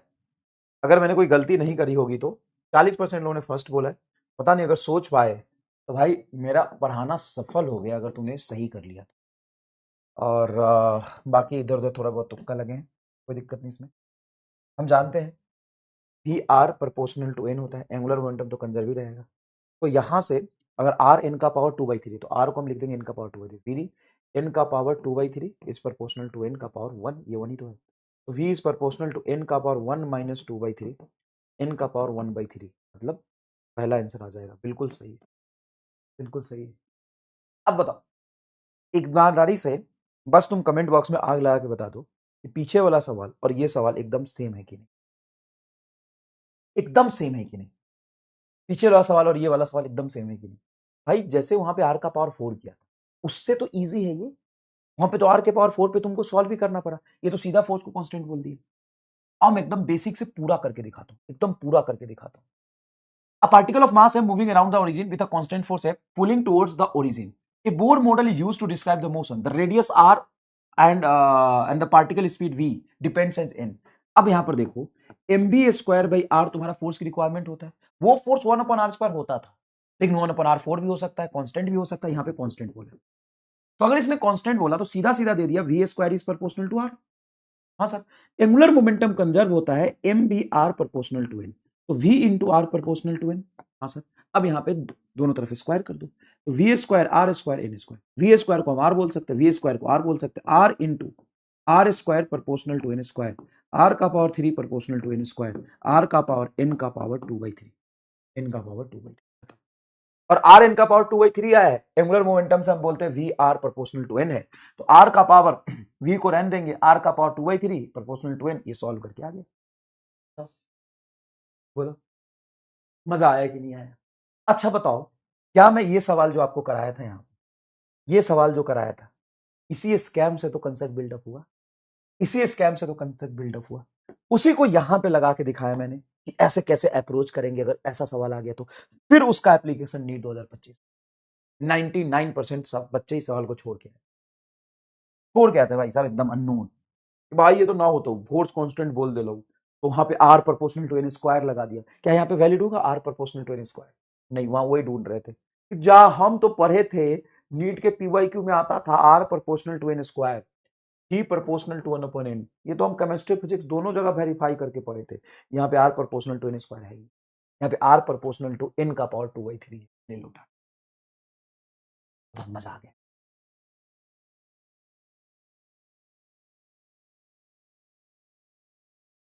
प्रेशर में नहीं कर पाओगे, ट्रू ट्रू, प्रेशर में नहीं कर पाया। लेकिन देखो तुम नोट्स देख लेना, ये भी सवाल और ये भी सवाल दोनों मैंने पिछले साल लक्ष्य में कराए थे और यकीन में भी कराया था, दोनों सवाल। ठीक है, प्रेशर में क्लिक नहीं किया होगा, कोई बात। ठीक है, लेकिन तुम कंसेप्ट समझ गए कि कैसे वैरायटी के सवाल पूछे जा सकते हैं, कैसे घुमा के सवाल पूछा जा सकता है। हाँ सर, कंसेप्ट हम समझ गए कैसे घुमा के पूछा जा सकता है। एक सवाल और जोरदार पूछा था 1-2 साल पहले, नीट 2025 का एक और सवाल है, मैं कराऊंगा अभी। एक सवाल और पूछा था यार, ये 19 में, ये भी बढ़िया सवाल पूछा, ये भी बढ़िया सवाल पूछा। मतलब जेई मेन के 3-4 सवाल मिला दो ना, तब ये जो सवाल जो करा रहा हूं ना वो एक सवाल है। जेई मेन में डायरेक्ट एन नंबर ऑफ सवाल पूछे हैं, b proportional to 1/n, r proportional to n square, time proportional to n cube, ये एन नंबर ऑफ पूछे। यहां पे उड़ीसा नीट 2019 में एक बढ़िया सवाल पूछा, 99.99% बच्चे इसको छोड़ के आए थे। क्यों? क्योंकि कंसेप्ट को नहीं पकड़े थे अंदर से। मैं तुमको बार बार एकदम बेसिक से ड्राइव क्यों करा रहा था, ताकि इसमें मैं ये बात समझा पाऊं। अब देख यहाँ पे सवाल क्या कह रहा है, देख सवाल क्या कह रहा है।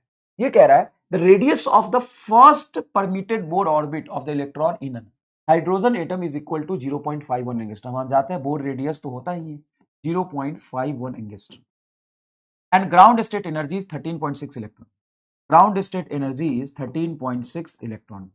If the electron in the hydrogen atom is replaced by the muon, मतलब अब कह रहा है कि हाइड्रोजन एटम में if the electron in the hydrogen atom is replaced by the muons, मतलब अब हाइड्रोजन एटम के अंदर इलेक्ट्रॉन नहीं है, दूसरा पार्टिकल है म्यून।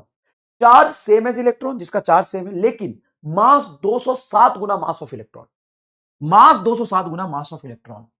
The first Bohr radius and ground state energy will be, first Bohr radius and ground state energy will be क्या? भाई साहब यहाँ पे तो बच्चा घबरा ही गया। हाँ, हम तो पढ़े थे केमिस्ट्री और फिजिक्स में इलेक्ट्रॉन के लिए, सारी थ्योरी तो इलेक्ट्रॉन के लिए सही होती है सर। अब इलेक्ट्रॉन की जगह पे कुछ और रख दिया, चार्ज वही है लेकिन मास अलग, अब कैसे करेंगे? तो ध्यान से सुनिएगा। सबसे पहले एक बात बताइए, अगर मैं लिखता हूं mb² is equal to k z e square बटा आर स्क्वायर, यहां से आर स्क्वायर कटेगा, हाँ सॉरी बेटा, आर स्क्वायर कटेगा, तो ये बन जाएगा m B square is equal to k z e square बटा एक आर को यहां ले आओ, तो m B square into r बराबर के जेड ई स्क्वायर। क्या यहाँ पे तुमको आर मास के इनवर्सली प्रोपोर्शनल दिखाई दे रहा है? हाँ, कैसे? देखो ना, जब एम बी स्क्वायर को नीचे ले जाओ, चलो आर को ऊपर लाओ, आर को ऊपर लाओ, एम बी स्क्वायर को नीचे लाओ, तो r inversely proportional to r है। हाँ, तो क्या 207 गुना मास कम हो जाए? लेकिन बाकी सब तो कांस्टेंट है कि नहीं, चेक करना पड़ेगा। या स्पीड मास पे डिपेंड करता है कि नहीं, ये तो चेक करना पड़ेगा। ये तुम रट के थोड़ी ना बैठोगे। हाँ सर, ये कांस्टेंट है, जेड कांस्टेंट है, ई स्क्वायर कांस्टेंट है, मास और वी स्क्वायर, मास चेंज होने से स्पीड चेंज होगा कि नहीं, ये तो चेक करना पड़ेगा। ये कैसे चेक हो? बात समझो, इलेक्ट्रॉन हो या कोई भी पार्टिकल हो, उसको घुमाने के लिए इतनी सेंट्रीपिटल फोर्स चाहिए, और चार्ज तो सेम ही है, तो के जेड ई स्क्वायर बटा आर स्क्वायर बराबर एम बी स्क्वायर भी आर। अब यहां से ध्यान से देखो, आर को ऊपर ले जाओ, आर इज इक्वल टू आया है के जेड ई स्क्वायर, ये तो चेंज नहीं हुआ है, के तो नहीं चेंज हुआ है, इस चार्ज तो नहीं चेंज हुआ है, बटा एम बी स्क्वायर को नीचे ले आए, तो ये टर्म के हिसाब से radius inversely proportional to mass आ जाएगा। लेकिन तब ना जब के जेड ई और बी कांस्टेंट, हमें कैसे पता चलेगा वी कांस्टेंट है? तो अब यहां से देखो ध्यान से, एम भी यही रिलेशन में अगर यूज करूं, उधर एम बी स्क्वायर, इस आर को इधर ले जाता हूं, इंटू आर बराबर के जेड ई स्क्वायर, यही आया। एम बी स्क्वायर को क्या मैं लिख सकता हूं, वी इंटू वी, हाँ sir, v square v into v लिख दो। M B r angular momentum होता है, इसको एन एच बाई 2 पाई लिख सकते हो, v into n H by 2 pi is equal to k z e square, तो वी इज इक्वल टू होगा 2 pi k z e square by n h. मतलब mass does not speed does not depends on mass, क्योंकि speed के फॉर्मूले में कहीं भी मास नहीं दिख रहा, डज नॉट डिपेंड्स ऑन मास, कहीं भी मास नहीं दिख रहा। देखो ना कहाँ मास है भाई, ये वी स्क्वायर, हाँ तो वी स्क्वायर को वी इंटू वी लिखेंगे, एम बी आर को लिखेंगे एन एच बाई 2 पाई, तो ये जो आपका एम बी आर है वो एन एच बाई 2 पाई, तो वी इज इक्वल टू होगा 2 pi k z e square by n h. ये कांस्टेंट है, जेड कांस्टेंट है, ई कांस्टेंट है, एन कांस्टेंट है, एच कांस्टेंट है, वी तुम्हारा तो डिपेंड ही नहीं कर रहा है मास पे। इसका मतलब ये टर्म तुम्हारा पूरा constant radius inversely proportional to mass हो, तो जो रेडियस होता है वो 207 गुना कम हो जाएगा। तो 0.53 को 207 से डिवाइड कर दो, 207 से डिवाइड कर दो। अब 0.53 डिवाइडेड बाई 207 एंगस्ट्रम होता है। 207 से डिवाइड करो तो क्या करोगे, एंगस्ट्रम 10 का पावर माइनस 13 के टर्म्स में है, एंगस्ट्रम मतलब 10 का पावर माइनस 10, तो 1000 से मल्टीप्लाई 1000 से डिवाइड कर दो, तो ये हो जाएगा तुम्हारा 530 इंटू 10 का पावर माइनस 13 डिवाइडेड बाई 207। 530 को 207 से डिवाइड करोगे, 200 गुना 400, दो से दुगना से थोड़ा ज्यादा, मतलब 2.5 समथिंग, तो 2.56 इंटू 10 का पावर माइनस 13 2.56, ये दोनों आंसर बन रहा है, ये दोनों तो गलत है। ठीक है, अब आते हैं काइनेटिक एनर्जी। ग्राउंड स्टेट में जो एनर्जी होता है वो आपका होता है काइनेटिक एनर्जी के मैग्नीट्यूड के बराबर। अब v तुम्हारा मास पे डिपेंड करता नहीं है, तो kinetic energy directly proportional to mass, मतलब काइनेटिक एनर्जी तुम्हारा 207 गुना बढ़ जाएगा, 207 गुना बढ़ जाएगा, तो 13.6 को 207 से मल्टीप्लाई करो,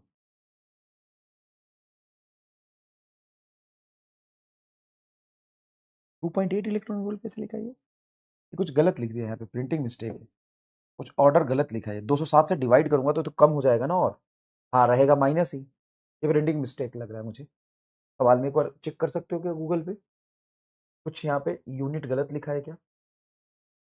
काइनेटिक एनर्जी सेम रहेगा क्या? नहीं, सेम कैसे रहेगा? काइनेटिक एनर्जी इलेक्ट्रॉन का लिखोगे, स्पीड मास पे डिपेंड करता है, नहीं तो मास के प्रोपोर्शनल होगा। 13.6 को 2 से डिवाइड करोगे, 2.8 कैसे लिखा है?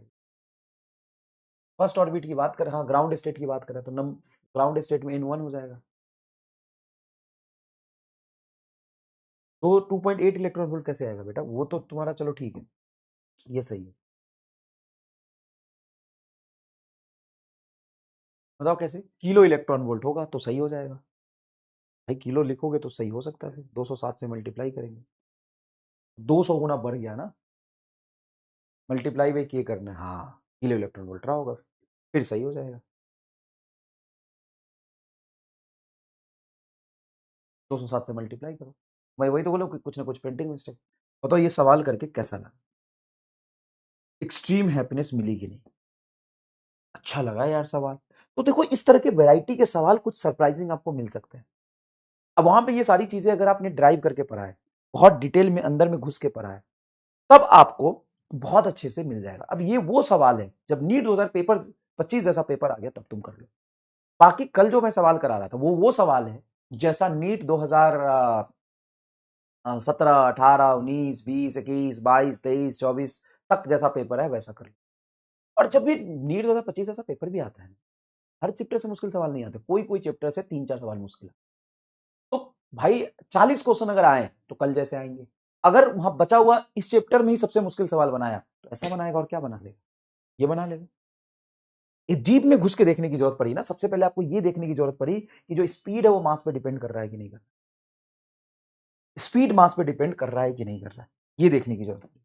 बताओ समझ में आया? अब ये सवाल क्या करें? What should be the ratio of minimum to maximum wavelength of radiation emitted by transition of the electron to go transition of electron to go round state of the Bohr's hydrogen atom?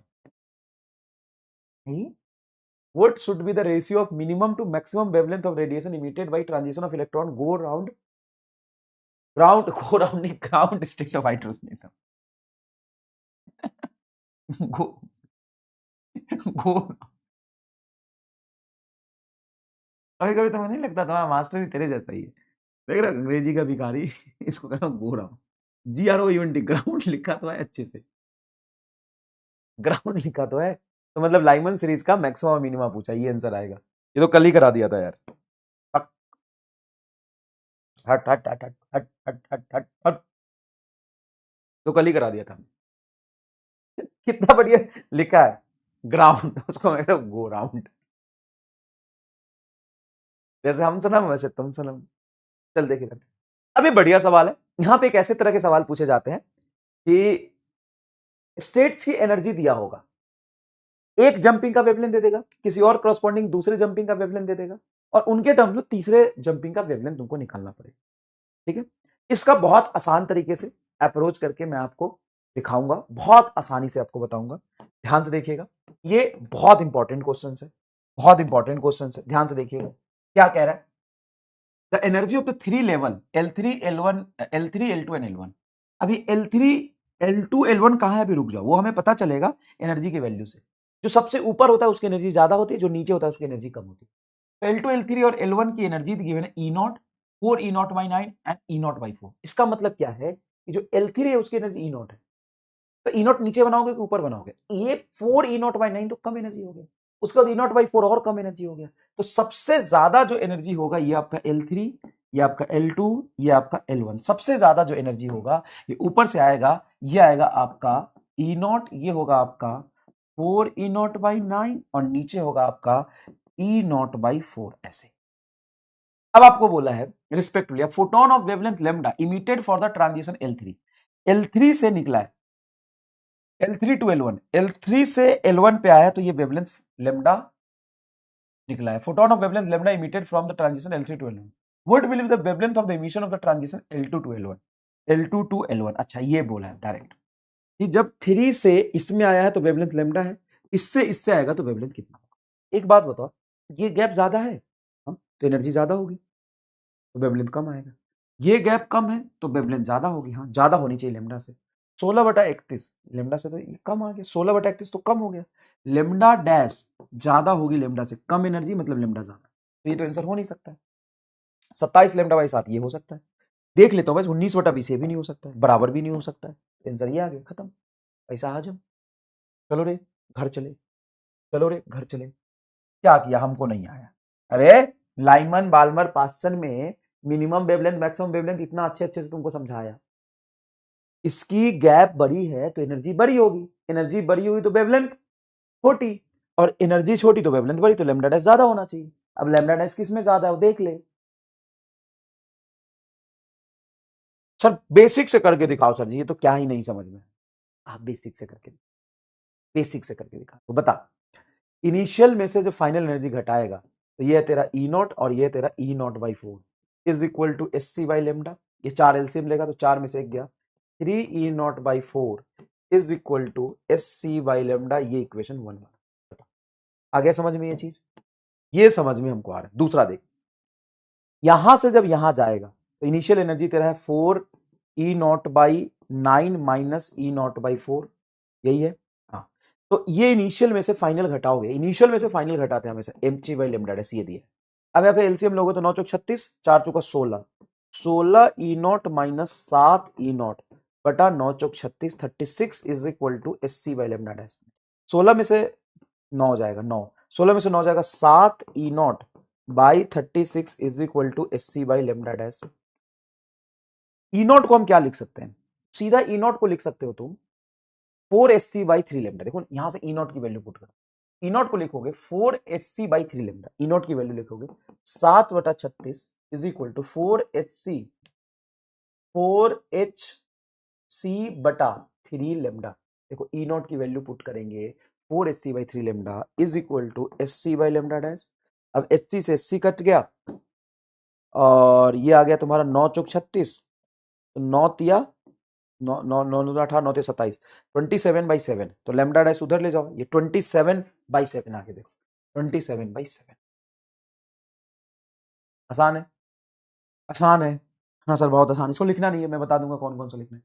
The figure indicated that energy level diagram the atom and the origin of the 6 spectral line, 6 spectral line बनाया है, देखो ये कौन सा spectral line है, नीचे गिरने वाला होता है इमिशन, इलेक्ट्रॉन निकलेगा, 6 स्पेक्ट्रल लाइन गिवन है, 1 2 3 4 5 6, ठीक है 6 स्पेक्ट्रल लाइन गिवन है, spectral line, that is line number 5 arises from the transition from level B to A.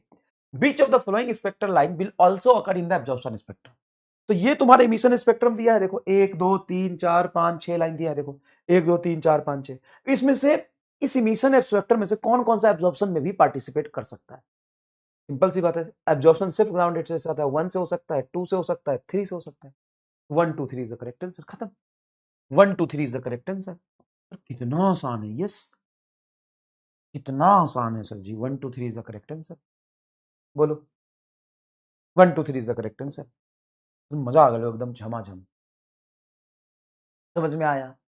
Absorption spectrum सिर्फ ग्राउंड स्टेट से पॉसिबल है, only possible from ground state, only possible from ground state, possible from ground state, ground state only possible from ground, सिर्फ और सिर्फ ground state से ही possible, सिर्फ और सिर्फ ग्राउंड स्टेट से ही possible, only possible from ground state.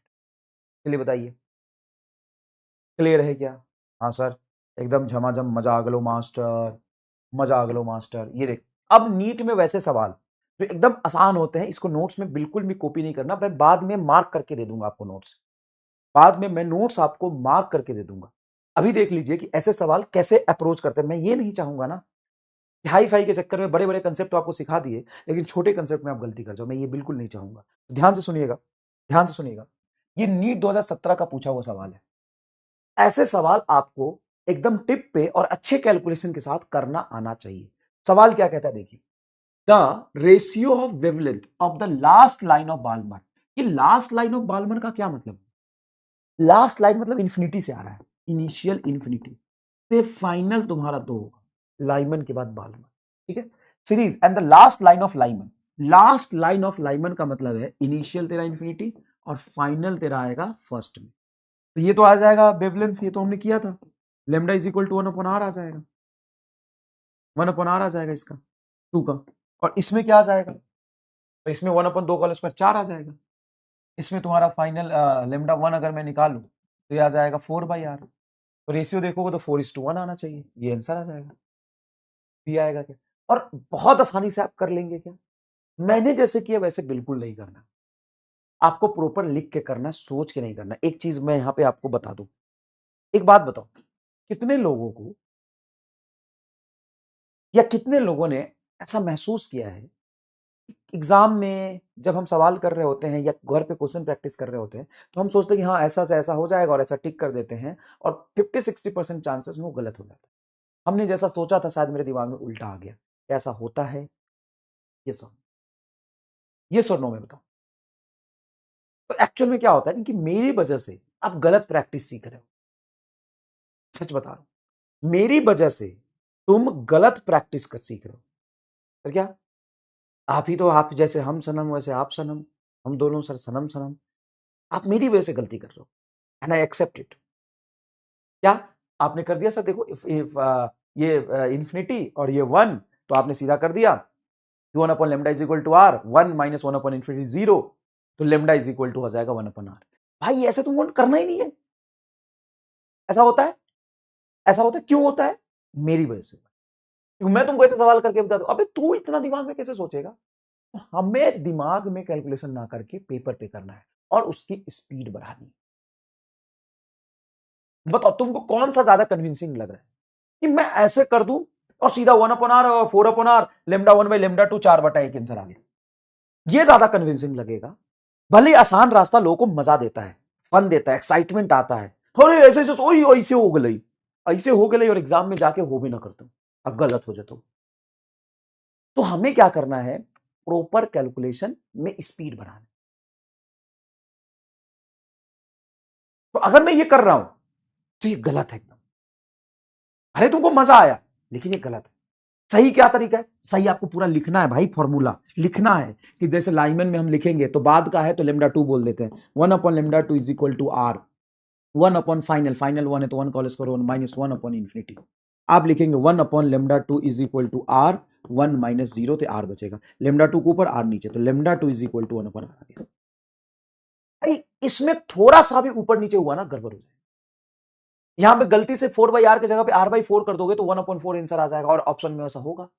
आप देखो यहाँ पे 1/λ1 बराबर r, यहां पे 1 फाइनल लिखते हैं, फाइनल है 2 का होल स्क्वायर माइनस 1/इंफिनिटी, 1/इंफिनिटी 0 होगा तो 1/λ1 आएगा r/4, तो λ1 आ गया आपका 4/r। अब पूछा किसका है, पहले इसका है, तो λ1/λ2, λ1 बोलो कितना है 4/r, λ2 कितना है, λ2 है 1/r, r से r कट गया, ये 4:1 आंसर।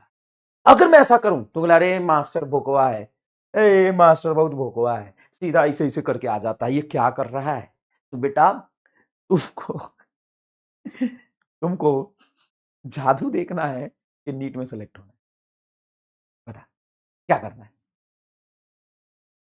पाप पड़ेगा, मुझे क्यों पाप पड़ेगा? अरे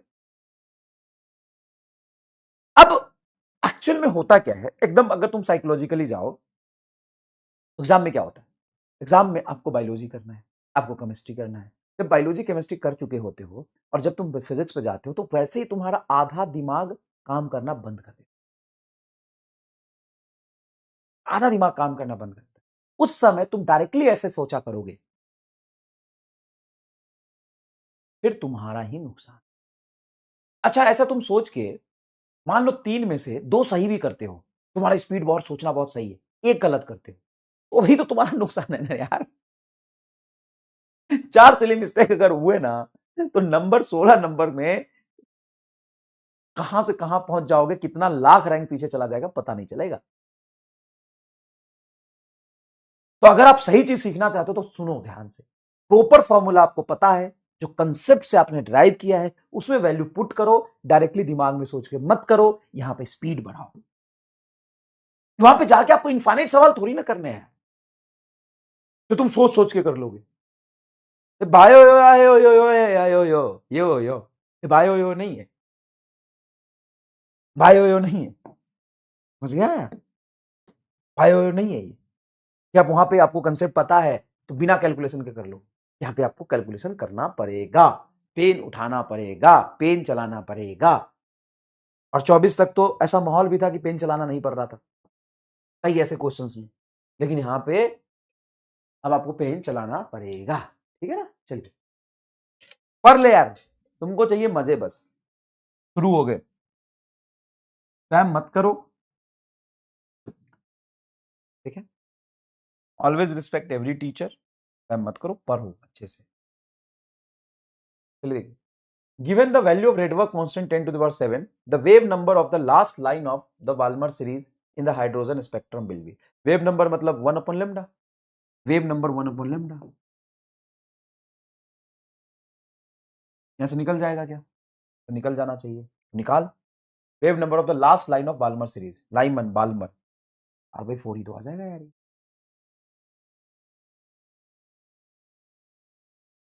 बोलो आ जाएगा 1/4, 0.25, 1/4, आसान है।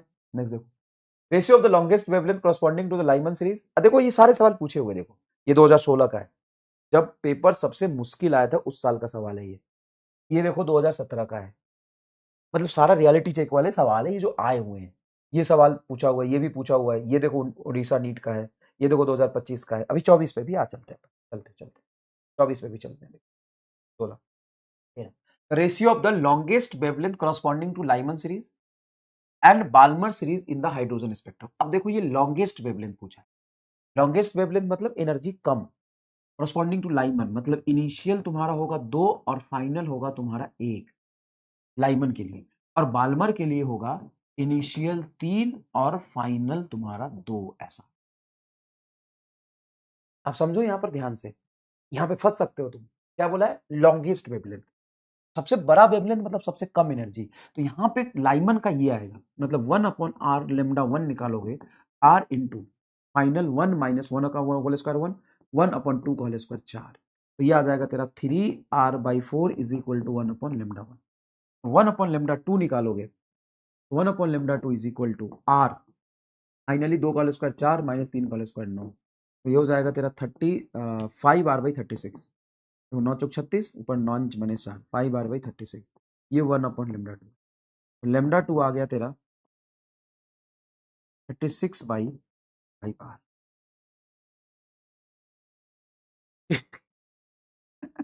देख रहा हूँ 10वीं यूनिवर्सिटी होने वाली है नीट 2017-16 का, मतलब तुमको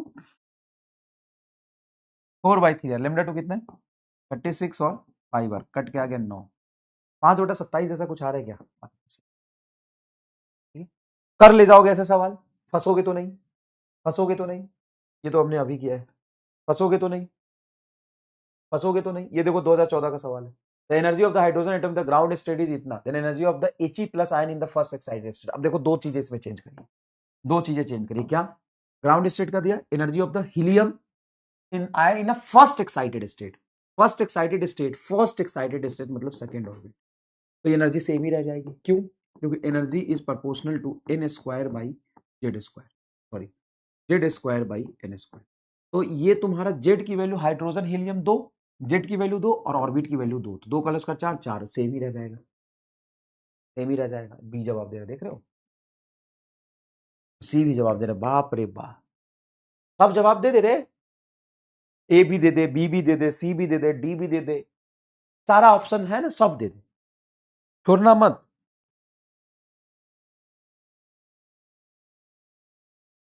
छोड़ना मत बेटा, सारा जवाब दे दे, सारा, ए भी दे दे, बी भी दे दे, सी भी दे दे, डी भी दे दे, ले ले ले ले ला ले ले ला ली ला ला ली ला ली ला, सब दे दे, all are the correct, all are the correct. Next देखो, electron in the hydrogen jump from excited state 3 to ground state, the photons have emitted radiation photovoltaic material if the work function of the material is इतना and stopping potential is estimated to be, आहा बहुत सुंदर सवाल, मतलब मजा, मतलब मजा, मतलब मजा, मजा आ जाएगा।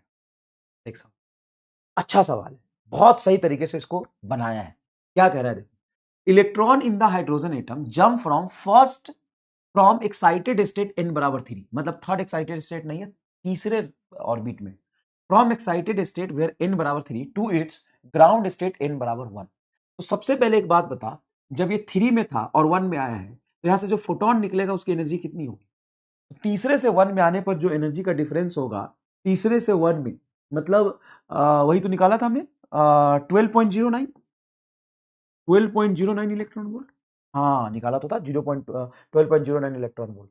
एंड द फोटॉन्स दस इमिटेड, जो फोटोन निकला है, इरेडिएटेड अ फोटोसेंसिटिव मटेरियल, मतलब यहां से एक एटम के अंदर एक इलेक्ट्रॉन का जब ट्रांजिशन हुआ है तो वहां से फोटोन निकला और वो फोटोन जाके एक प्लेट पर टकराया और वहां से इलेक्ट्रॉन निकला। अरे भैया, पहले इलेक्ट्रॉन नीचे आया एटम में एक्साइटेड स्टेट से ग्राउंड स्टेट में आया तो फोटोन निकला, वो फोटोन जाके मेटल सरफेस पे टकराया, वहां से इलेक्ट्रॉन निकला, जहां पे वर्क फंक्शन था 5.1 इलेक्ट्रॉन वोल्ट। वर्क फंक्शन था 5.1 electron. Stopping potential estimated to be, तो आप जानते हो एनर्जी ऑफ फोटोन बराबर 5 plus eV naught, stopping potential. Photon की एनर्जी है 12.09 minus 5.1 is equal to eV naught, यहां से निकल जाएगा, इलेक्ट्रॉन वोल्ट से इलेक्ट्रॉन वोल्ट काट दोगे, इलेक्ट्रॉन से इलेक्ट्रॉन काट दोगे तो वोल्ट में आंसर आ जाएगा। तो 12.09 में से 5 घटाओ, तो 12 में से 5 जाएगा तो 7 आ जाएगा, 7 5 12 7 वोल्ट। ये लगभग 12.09 को 12.1 लिख सकते हो, 5.1 घटा दो तो यही आपका स्टॉपिंग पोटेंशियल आएगा। देखो 12.09 को लगभग ये पॉइंट के बाद 09 है, तो 9 हटाओगे तो अप्रोक्सीमेट करके 1 लिख सकते हो, तो 7 वोल्ट आपका आंसर है। कैसा लगा सवाल बताओ? अब इसमें अगर कोई बच्चा गलती करता है तो कहाँ गलती कर सकता है? लैंग्वेज समझने में। उसको समझ ही नहीं आएगा कि एटॉमिक स्ट्रक्चर और फोटो इलेक्ट्रिक फील्ड दोनों को मिला के सवाल बना दिया। बताओ, atomic structure and photo electric effect दोनों को मिला के सवाल बना दिया, बोलो यस और no? Atomic structure and photo electric field दोनों को मिला के सवाल बना दिया है कि नहीं? 6.99, तो 6.99 वैसे भी ऑप्शन नहीं है तो साथ ही आंसर टिक कर दोगे ना बेटा। 6.99 वैसे भी ऑप्शन नहीं है तो साथ ही आंसर टिक कर दोगे ना बेटा। बताओ, अगर बच्चा यहां पे फंसता है तो कहां फंसेगा? तो सिंपल सा है, लैंग्वेज में फंस सकता है बच्चा और कहीं नहीं फंसेगा। लैंग्वेज में फंस सकता है बच्चा और कहीं नहीं फंसेगा। ठीक है, नेक्स्ट देखिए, consider third orbit of He plus helium using a non-relativistic approach. The speed of electron in this orbit will be, जो k बराबर इतना कांस्टेंट, z इतना, प्लैंक कांस्टेंट इतना इतना। देखो सिंपल सी बात है, third orbit of He plus, तो स्पीड इज इक्वल टू होता है 2.2 इंटू 10⁶ z बाई n। तो थर्ड ऑर्बिट बोला है हाइड्रोजन हीलियम 2, तो एटॉमिक नंबर 2 और थर्ड ऑर्बिट मतलब 3, तो 2.2 इंटू 2.2 इंटू 2/3 इंटू 10 का पावर 6, तो 2/3 0.6, 2.2 को 0.6 से मल्टीप्लाई करोगे तो 1 पॉइंट समथिंग आ जाएगा क्या?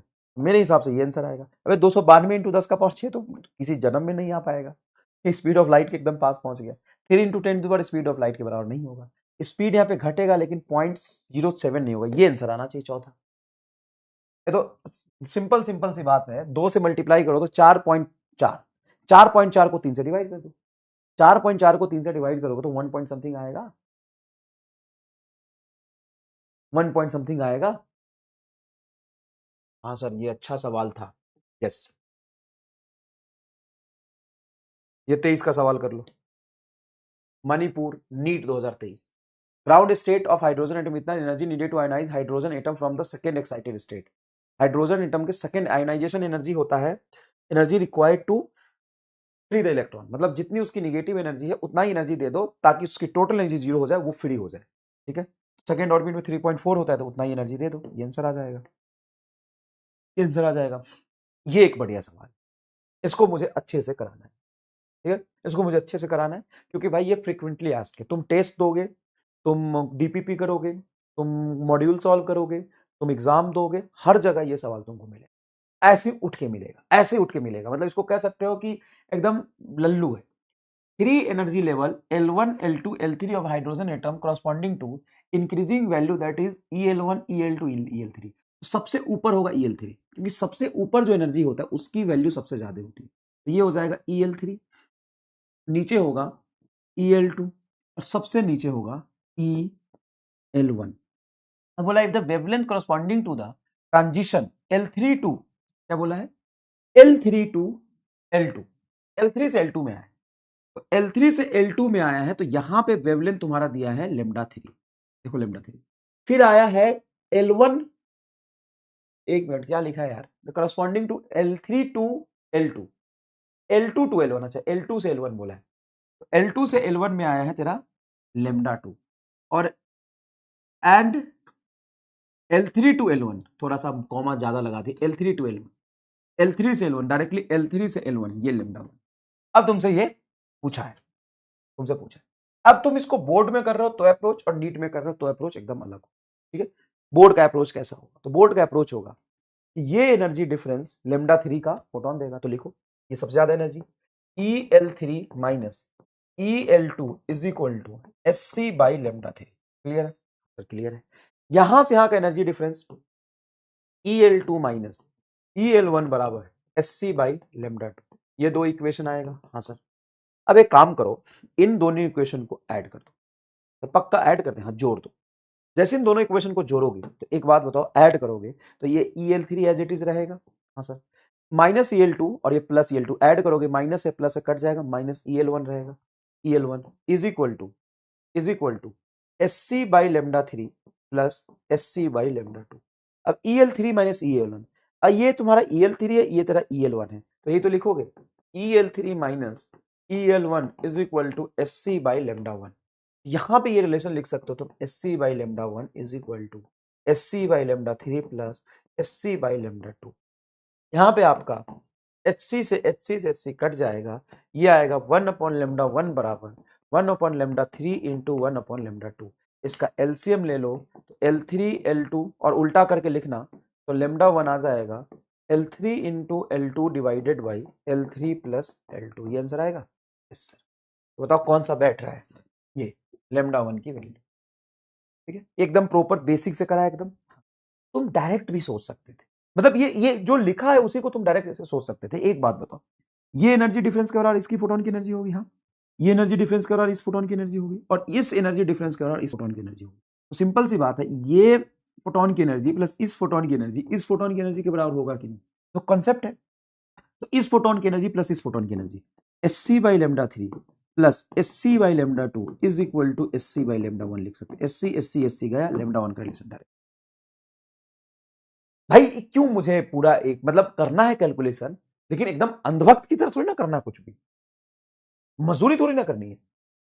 समझ में आ गया तो कमेंट बॉक्स में दिल बना दो एक बार कि सर फील तो आया कि सिंपल सी बात है, इस एनर्जी डिफरेंस के बराबर एक फोटोन निकलेगा वेवलेंथ λ3, इस एनर्जी डिफरेंस के बराबर फोटोन निकलेगा, तो यहां से निकले गए फोटोन की एनर्जी, यहां से निकले गए फोटोन की एनर्जी इस फोटोन की एनर्जी के बराबर होगा, वही तो जोड़ा है।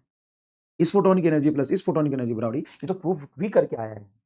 लेकिन मैं डायरेक्ट भी तो कर सकता था, सीधा खत्म, सीधा खत्म। तो ये वन लाइन कैलकुलेशन का सवाल है। अगर आप एमआर स्टार फील्ड से करोगे तो एमआर स्टार फील्ड से करोगे तो एक लाइन का कैलकुलेशन, एमआर स्टार फील्ड से करोगे तो एक लाइन का कैलकुलेशन, एक लाइन का सिंपल।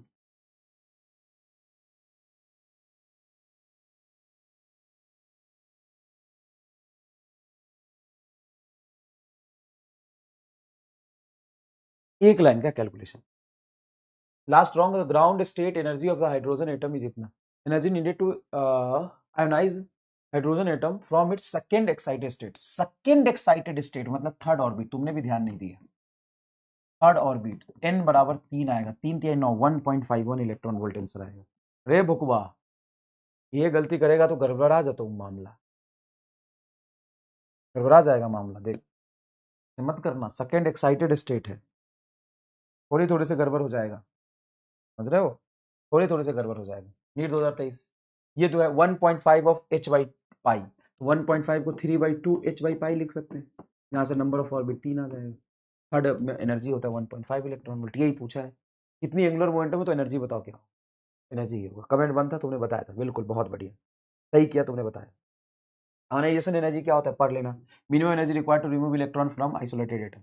आयोनाइजेशन एनर्जी की जो वैल्यू होती है, ionization energy mod of total energy, mod of total energy, given ionization energy is mod of total energy. लिख भी दिया है कितने कितने आयोनाइजेशन एनर्जी, ठीक है, 2 बार क्यों लिख दिया भाई, अभी पगला ही हूँ, 2 बार लिख दिया, पगलैट इंसान। ये देख, ड्रॉबैक ऑफ बोर मॉडल्स। अब हम आते हैं फाइनली ड्रॉबैक पे। बोर मॉडल का ड्रॉबैक क्या है, ड्रॉबैक ऑफ बोर्स मॉडल। आइए थोड़ा ड्रॉबैक समझ लेते हैं बोर चाचा का क्या है। बोर चाचा का भी तो कुछ ड्रॉबैक होगा, बोर चाचा का भी तो ड्रॉबैक होगा।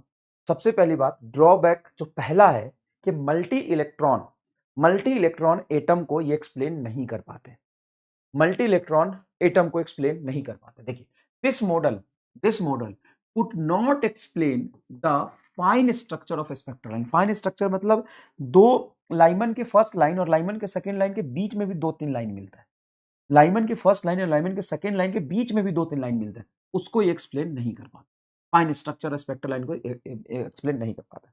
दूसरा, अब खत्म नहीं हुआ चैप्टर, अभी 1-2 सवाल और है, पहले आपस में कमेंट में लग गया छुट्टी दो पढ़ाओ, ये पढ़ ले भाई। There was a splitting of a spectral line in presence of magnetic field and electric field which is could not explained by the Bohr model। इसी को कहते हैं Zeeman effect and Stark effect. Zeeman effect and Stark effect होता है कि अगर मान लो कि एक एटम इलेक्ट्रिक फील्ड के प्रेजेंस में, वहां से जो इलेक्ट्रॉन का ट्रांजिशन होता है उससे जो वेवलेंथ निकलता है उसको एक्सप्लेन नहीं कर पाए। ये तुमको याद रखना, क्यों नहीं कर पाए थे, अब नहीं कर पाए बेचारे, सोच नहीं पाए उतना, तुमको याद रखना कि नहीं कर पाए थे, ड्रॉबैक उनका। This is only valid for single electron atom. जैसे हाइड्रोजन में एक ही इलेक्ट्रॉन होगा, He प्लस में 2 इलेक्ट्रॉन, He में हीलियम में 2 इलेक्ट्रॉन होता है, लेकिन He प्लस कर दिया तो ये He के लिए वैलिड नहीं है, लेकिन He प्लस के लिए वैलिड है। स्टार्क एंड जीमन इफेक्ट, नाम इसका स्टार्क एंड जीमन इफेक्ट बोलते हैं। Stark and Zeeman effect, electric field में स्टार्क इफेक्ट, मैग्नेटिक फील्ड में जीमन इफेक्ट, ये एक्सप्लेन नहीं पाया। तो He के लिए वैलिड है कि नहीं? He के लिए वैलिड नहीं है, He प्लस के लिए वैलिड है, He प्लस के लिए वैलिड है। Ki डबल प्लस है, जो लिथियम है ना, ये Li होगा Ki होगा। भाई अंग्रेजी के साथ साथ हमारा केमिस्ट्री थोड़ा खराब हो, तो थोड़ा बताना ध्यान से। Li प्लस होगा ना, hydrogen helium lithium double plus, ठीक है। This model is based on the circular orbit of electron but in reality there are no circular orbit. Yes, ये सर्कुलर ऑर्बिट में इलेक्ट्रॉन घूम रहा है उसके बेसिस पे उन्होंने दिया था, लेकिन एक्चुअल में सर्कुलर ऑर्बिट होता नहीं, वो इलेक्ट्रॉन स्टेशनरी वेव बना के घूमता है। This model could not explain the intensity of spectral line. मतलब ये मॉडल में कहीं भी ये बात हुआ कि कितने फोटोन निकलेंगे, नंबर ऑफ फोटॉन्स क्या होगा, इंटेंसिटी क्या होगी, एनर्जी पर यूनिट एरिया पर सेकंड क्या होगी, इसकी बात नहीं कर पाया। This model only consider particle nature of electron. ये पार्टिकल नेचर ऑफ इलेक्ट्रॉन को कंसीडर किया, लेकिन इलेक्ट्रॉन वेव भी तो हो सकता है, वहां से इलेक्ट्रॉन की दोनों नेचर होती है। तो ये कुछ ऐसे इफेक्ट थे जो मतलब ड्रॉबैक थे नील्स बोर के, जो इसके वजह से वो एक्सप्लेन नहीं कर पाए उस मॉडल को अच्छे से, एक्सप्लेन नहीं कर पाए, ठीक है, एक्सप्लेन नहीं कर पाए अच्छे से। जीवन एंड स्टार इफेक्ट एक्सप्लेन नहीं कर पाए, electric field and magnetic field के प्रेजेंस में ट्रांजिशन होता है उसको एक्सप्लेन नहीं कर पाए, दो लाइन के बीच में बहुत सारे फाइन लाइंस बनते हैं उसको एक्सप्लेन नहीं कर पाए, तीसरा मल्टी इलेक्ट्रॉन एटम के लिए एक्सप्लेन नहीं कर पाए, तीसरा इलेक्ट्रॉन का पार्टिकल नेचर ही इन्होंने कंसीडर किया, चौथा इंटेंसिटी वो नहीं बता। एक सांस में बोलो क्या क्या एक्सप्लेन नहीं कर पाए, बोलो क्या क्या एक्सप्लेन नहीं कर पाए। अगर तुमको याद करके याद रखना है तो क्या क्या एक्सप्लेन नहीं कर पाए। एक तो इंटेंसिटी एक्सप्लेन नहीं कर पाए, इंटेंसिटी कैन नॉट एक्सप्लेन, एक तो इंटेंसिटी एक्सप्लेन नहीं कर पाए। दूसरा मल्टी इलेक्ट्रॉन एटम एक्सप्लेन नहीं कर पाए। तीसरा wave nature of electron explain नहीं कर पाए। चौथा सर्कुलर ऑर्बिट लिया था लेकिन एक्चुअल में सर्कुलर ऑर्बिट नहीं होता है। चौथा जीवन एंड स्टार्क इफेक्ट एक्सप्लेन नहीं कर पाए, स्टार्क इफेक्ट एक्सप्लेन नहीं कर पाए। यही तो बात है ना मोटा मोटा, यही तो बात है ना मोटा मोटा। हाँ सर यही बात है मोटा मोटा, मोटा मोटा यही बात है। अब आपको 3-4 क्वेश्चंस मैं दूंगा जो करना है, अगली क्लास में मैं आपको जेईई मेन के एडवांस के भी सवाल करा दूंगा, कोई दिक्कत नहीं है, ठीक है। जेईई मेन के एडवांस के भी सवाल करा दूंगा। एक नीट 2025 का सवाल है वो मैं आपको दूंगा, वो पढ़ के थोड़ा ट्राई करके आना, वो आपसे नहीं हो। क्यों नहीं हुआ सर जी? हम कर देंगे। एक्चुअल में वो अजीब तरीके से, मतलब ऐसा नहीं होता है बात बताओ बताओ, इधर आके बताता हूँ मैं, सामने आके नहीं बताऊंगा, मुझे डर लगता है। अब जो बता रहा हूं वो सुनना। कई बार क्या होता है, चैट जीपीटी को 2-4 टॉपिक बता दो और बता दो कि इसमें ये होता है, उसको बोलो क्वेश्चन बनाने की, वो ऐसे क्वेश्चन बनाए हुए हैं। एक आध क्वेश्चन तो ऐसे बनाए, उन लैंग्वेज से पता चल जाएगा तो कहां से किसको से कैसे रिलेट किया। ऐसा होता होगा ना, एक आध सवाल तो मैं भी ऐसा बना सकता हूं जो पूरे इंडिया में और पूरे नासा इसरो में किसी से सॉल्व ना हो। एक आध सवाल तो मैं भी ऐसा बना सकता हूं, तू भी बना सकता है। तू पहले ही चैट जीपीटी को बता दे ये सवाल किसी से नहीं बनना चाहिए, ऐसा सवाल एक बना के दो हमको। ऐसा तो चैट जीपीटी को बता देना ये एमआर सर से ये सवाल नहीं बनना चाहिए, ऐसा सवाल मुझे बना के दो। दे देगा? दे देगा? तो क्या है कि नहीं? ये तो सकता है सर जी, वो तो कुछ भी सिचुएशन बना देगा, अजीबोगरीब होता है ऐसा। और वो तो आर्टिफिशियल इंटेलिजेंस है ना भाई। चलिए ध्यान से सुन। तो सवाल मैं आपको देता हूँ, चाहेगा तो अभी कर लेते, नहीं तो थोड़ा सा आप उसको पढ़ के समझ के आइएगा, थोड़ा समझिएगा क्या होता है। हिंट दे देता हूँ, थोड़ा हिंट दे देता हूँ। तुम सोच सकते हो, कोई दिक्कत नहीं है। तुम सोच सकते हो, कोई दिक्कत नहीं है। अरे ये रहा, ये सवाल है, ये सवाल है, ध्यान से सुनिएगा क्या है। A model for a quantized motion of electron in a uniform magnetic field B state that flux passing through the orbit of electron is nh by E. Flux passing through orbit of electron is nh by E. ये flux pass कर रहा है, where n is an integral multiple, h is the Planck's constant and E is the magnitude of electronic charge. हाँ, E तो charge है. According to the model, the magnetic moment of the electron in the lowest energy state will be. इस model के according lowest energy state में electron का magnetic moment क्या होगा? Electron का मैग्नेटिक मोमेंट क्या होगा? तो इलेक्ट्रॉन का मैग्नेटिक मोमेंट आप जानते हो, उस इलेक्ट्रॉन के चलने की वजह से करंट इनटू एरिया, ये मैग्नेटिक मोमेंट ऐसे लिखिए। तो एक मेथड तो इसका ये है कि magnetic moment current into area है, यहां से रिलेट करो। दूसरा एक तरीका है कि magnetic moment by angular momentum होता है E/2m होता है। तो magnetic moment is equal to E/2m into angular momentum m b r से भी डायरेक्ट कर सकते हो। Magnetic moment is equal to m b r, m से एम कट जाएगा, कट जाएगा तो EV/2, और यहां से भी सॉल्व करोगे तो करंट इंटू एरिया लिखोगे तो EV/2 आ जाएगा, EV/2। तो ये तुम्हें EV/2 की वैल्यू चाहिए। अब EV/2 के लिए तुमको फ्लक्स दे दिया है NH/E। अब फ्लक्स कहां घुसाऊं मैं? फ्लक्स कहां घुसाऊं? तो एक फ्लक्स दे दिया, हाँ ठीक है, मैग्नेटिक मोमेंट तुमको निकालना है तो तुमको ये वैल्यू चाहिए। ठीक है, तुमको फ्लक्स दिया है, और क्या कर सकते हो? यहां पे लिखने की कोशिश कर रहे हैं model for the quantization motion of electron. यहां से तुमको हिंट पकड़ना है, क्वांटाइजेशन मोशन ऑफ इलेक्ट्रॉन कहीं लिखा नहीं है, लेकिन क्वांटाइजेशन मोशन ऑफ इलेक्ट्रॉन का मतलब है कि angular momentum M B r is equal to NH/2 होगा, NH/2 होगा। अब समझ में आ जाए, अब तीनों को रिलेट करो। यहां से MB² NH/2 है, फ्लक्स तुमको दिया हुआ है, मैग्नेटिक फ्लक्स को लिख सकते हो, क्या लिख सकते हो? आर रेडियस से मैग्नेटिक फ्लक्स है तो फ्लक्स हो जाएगा तुम्हारा magnetic field into area πr²। Magnetic field into area πr², तो तुम्हारा फ्लक्स दिया हुआ है, उस फ्लक्स का इक्वेशन, ये तुम्हारा दूसरा इक्वेशन, तीसरा तुम ये रिलेट कर। अब सोचो इसमें, सोचो इसमें, यही तुमको तीनों रिलेट कर। ठीक है, कर लो, हो गया, मतलब 90% मैंने कर दिया, 70% मैंने कर दिया, 10-20% तुमको इसको रिलेट करके सॉल्व। ठीक है, अब तुमको क्या चाहिए? EV/2 चाहिए, तो EV/2 की वैल्यू निकालो। E क्या है? Charge of electron. V क्या है? वे स्पीड। और R, EVR कहां से आएगा? तो ये रहा ना, ये MBR है। हाँ, तो यहाँ पे सबको उधर ले जाओ, यहाँ पे E से डिवाइड, E से मल्टीप्लाई कर दो, फिर उसकी वैल्यू MBR निकाल लो। कुछ बचेगा तो यहाँ से मैग्नेटिक फील्ड से रिप्लेस कर देना, V πr² दिया हुआ है। ठीक है, तीन इक्वेशन यहाँ पे बनेगा, क्योंकि मैग्नेटिक मोमेंट तो तुमको चाहिए ही, फ्लक्स तुमको दिया हुआ है, और क्वांटाइजेशन बोला है, मतलब वो लिख सकते हो। तो सबसे पहले इस पूरे सिनारियो से तुमको तीन इक्वेशन निकालने पड़े। एक फ्लक्स का, फ्लक्स तुमको दिया हुआ है, फ्लक्स होता है B/r²। दूसरा एंगुलर मोमेंटम कंजर्व है, ये एंगुलर मोमेंटम कंजर्वेशन की तो बात कर रहे हैं, क्वांटाइज्ड मोशन कर रहा है इलेक्ट्रॉन, मतलब एंगुलर मोमेंटम कंजर्व है। दूसरा मैग्नेटिक मोमेंट की वैल्यू क्या होती है, तो ये तो डायरेक्ट दिया है, वो तुमको हिंट से निकालना है। तीसरा तुमको ये मैग्नेटिक मोमेंट का फॉर्मूला चाहिए, क्योंकि मैग्नेटिक मोमेंट तुमको कैलकुलेट करना है। समझ में आया बेटा? समझ में आया बेटा? समझ में आया बेटा? अब यहां पे एक एटॉमिक कोलिजन होता है, लेकिन एटॉमिक कोलिजन में बता देता हूं, लेकिन इससे सवाल नीट और जेई कहीं नहीं आए, फर्जी चीज है, सवाल उससे कभी नहीं पूछे हैं, लेकिन मैं आपको बता दूंगा, चलो कोई दिक्कत नहीं। Atomic collision. दूसरा एक्सरे, एक्सरे से 2023 में भी एक सवाल आ गया था, एक्सरे का छोटा सा पोर्शन बनता है, एक्सरे हम लोग पढ़ लेते हैं, हालांकि टाइम थोड़ा हो गया है, पैर में दर्द भी है मेरे, एक्सरे में आपको पढ़ाऊंगा, उसके बाद न्यूक्लियर फिजिक्स शुरू कर। तो अगर नेक्स्ट क्लास में मैं न्यूक्लियर फिजिक्स स्टार्ट कर रहा हूँ तो पहले मैं आपको एक्सरे पढ़ा दूँ, और बचे हुए जो क्वेश्चन है वो मैं करा के जाऊंगा, मतलब कराऊंगा पहले, उसके बाद एक्सरे पढ़ा दूंगा। एक्सरे में उतना ही पढ़ाऊंगा जो काम का है। एक्सरे एक्चुअल में सिलेबस में नहीं है, लेकिन यार उससे सवाल भी पूछते हैं कभी कभी, पर कंफ्यूजिंग है बहुत है।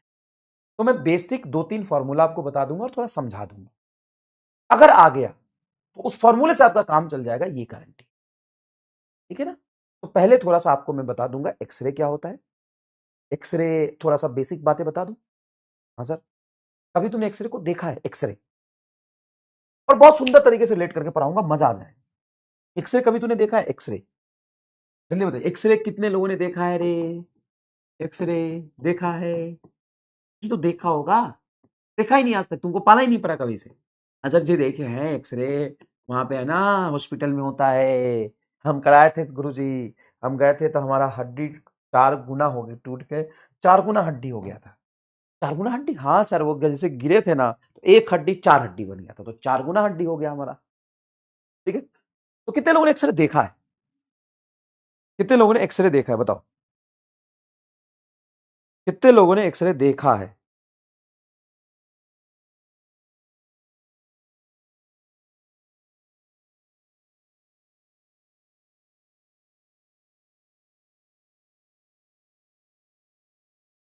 बोलो, देखते हैं कितने लोगों ने एक्सरे देखा है। फूल का जवाब देते देते जिसका हाथ कांपता हो, समझ जाओ कि हमारे स्कैम का सताया हुआ है। फूल का जवाब देते देते जिसका हाथ कांपता हो, समझ जाओ कि हमारे स्कैम का सताया हुआ है। 56% लोगों ने इसके एक्सरे देखा है तूने? अबे तूने एक्सरे कराया होगा, एक्सरे देखा है?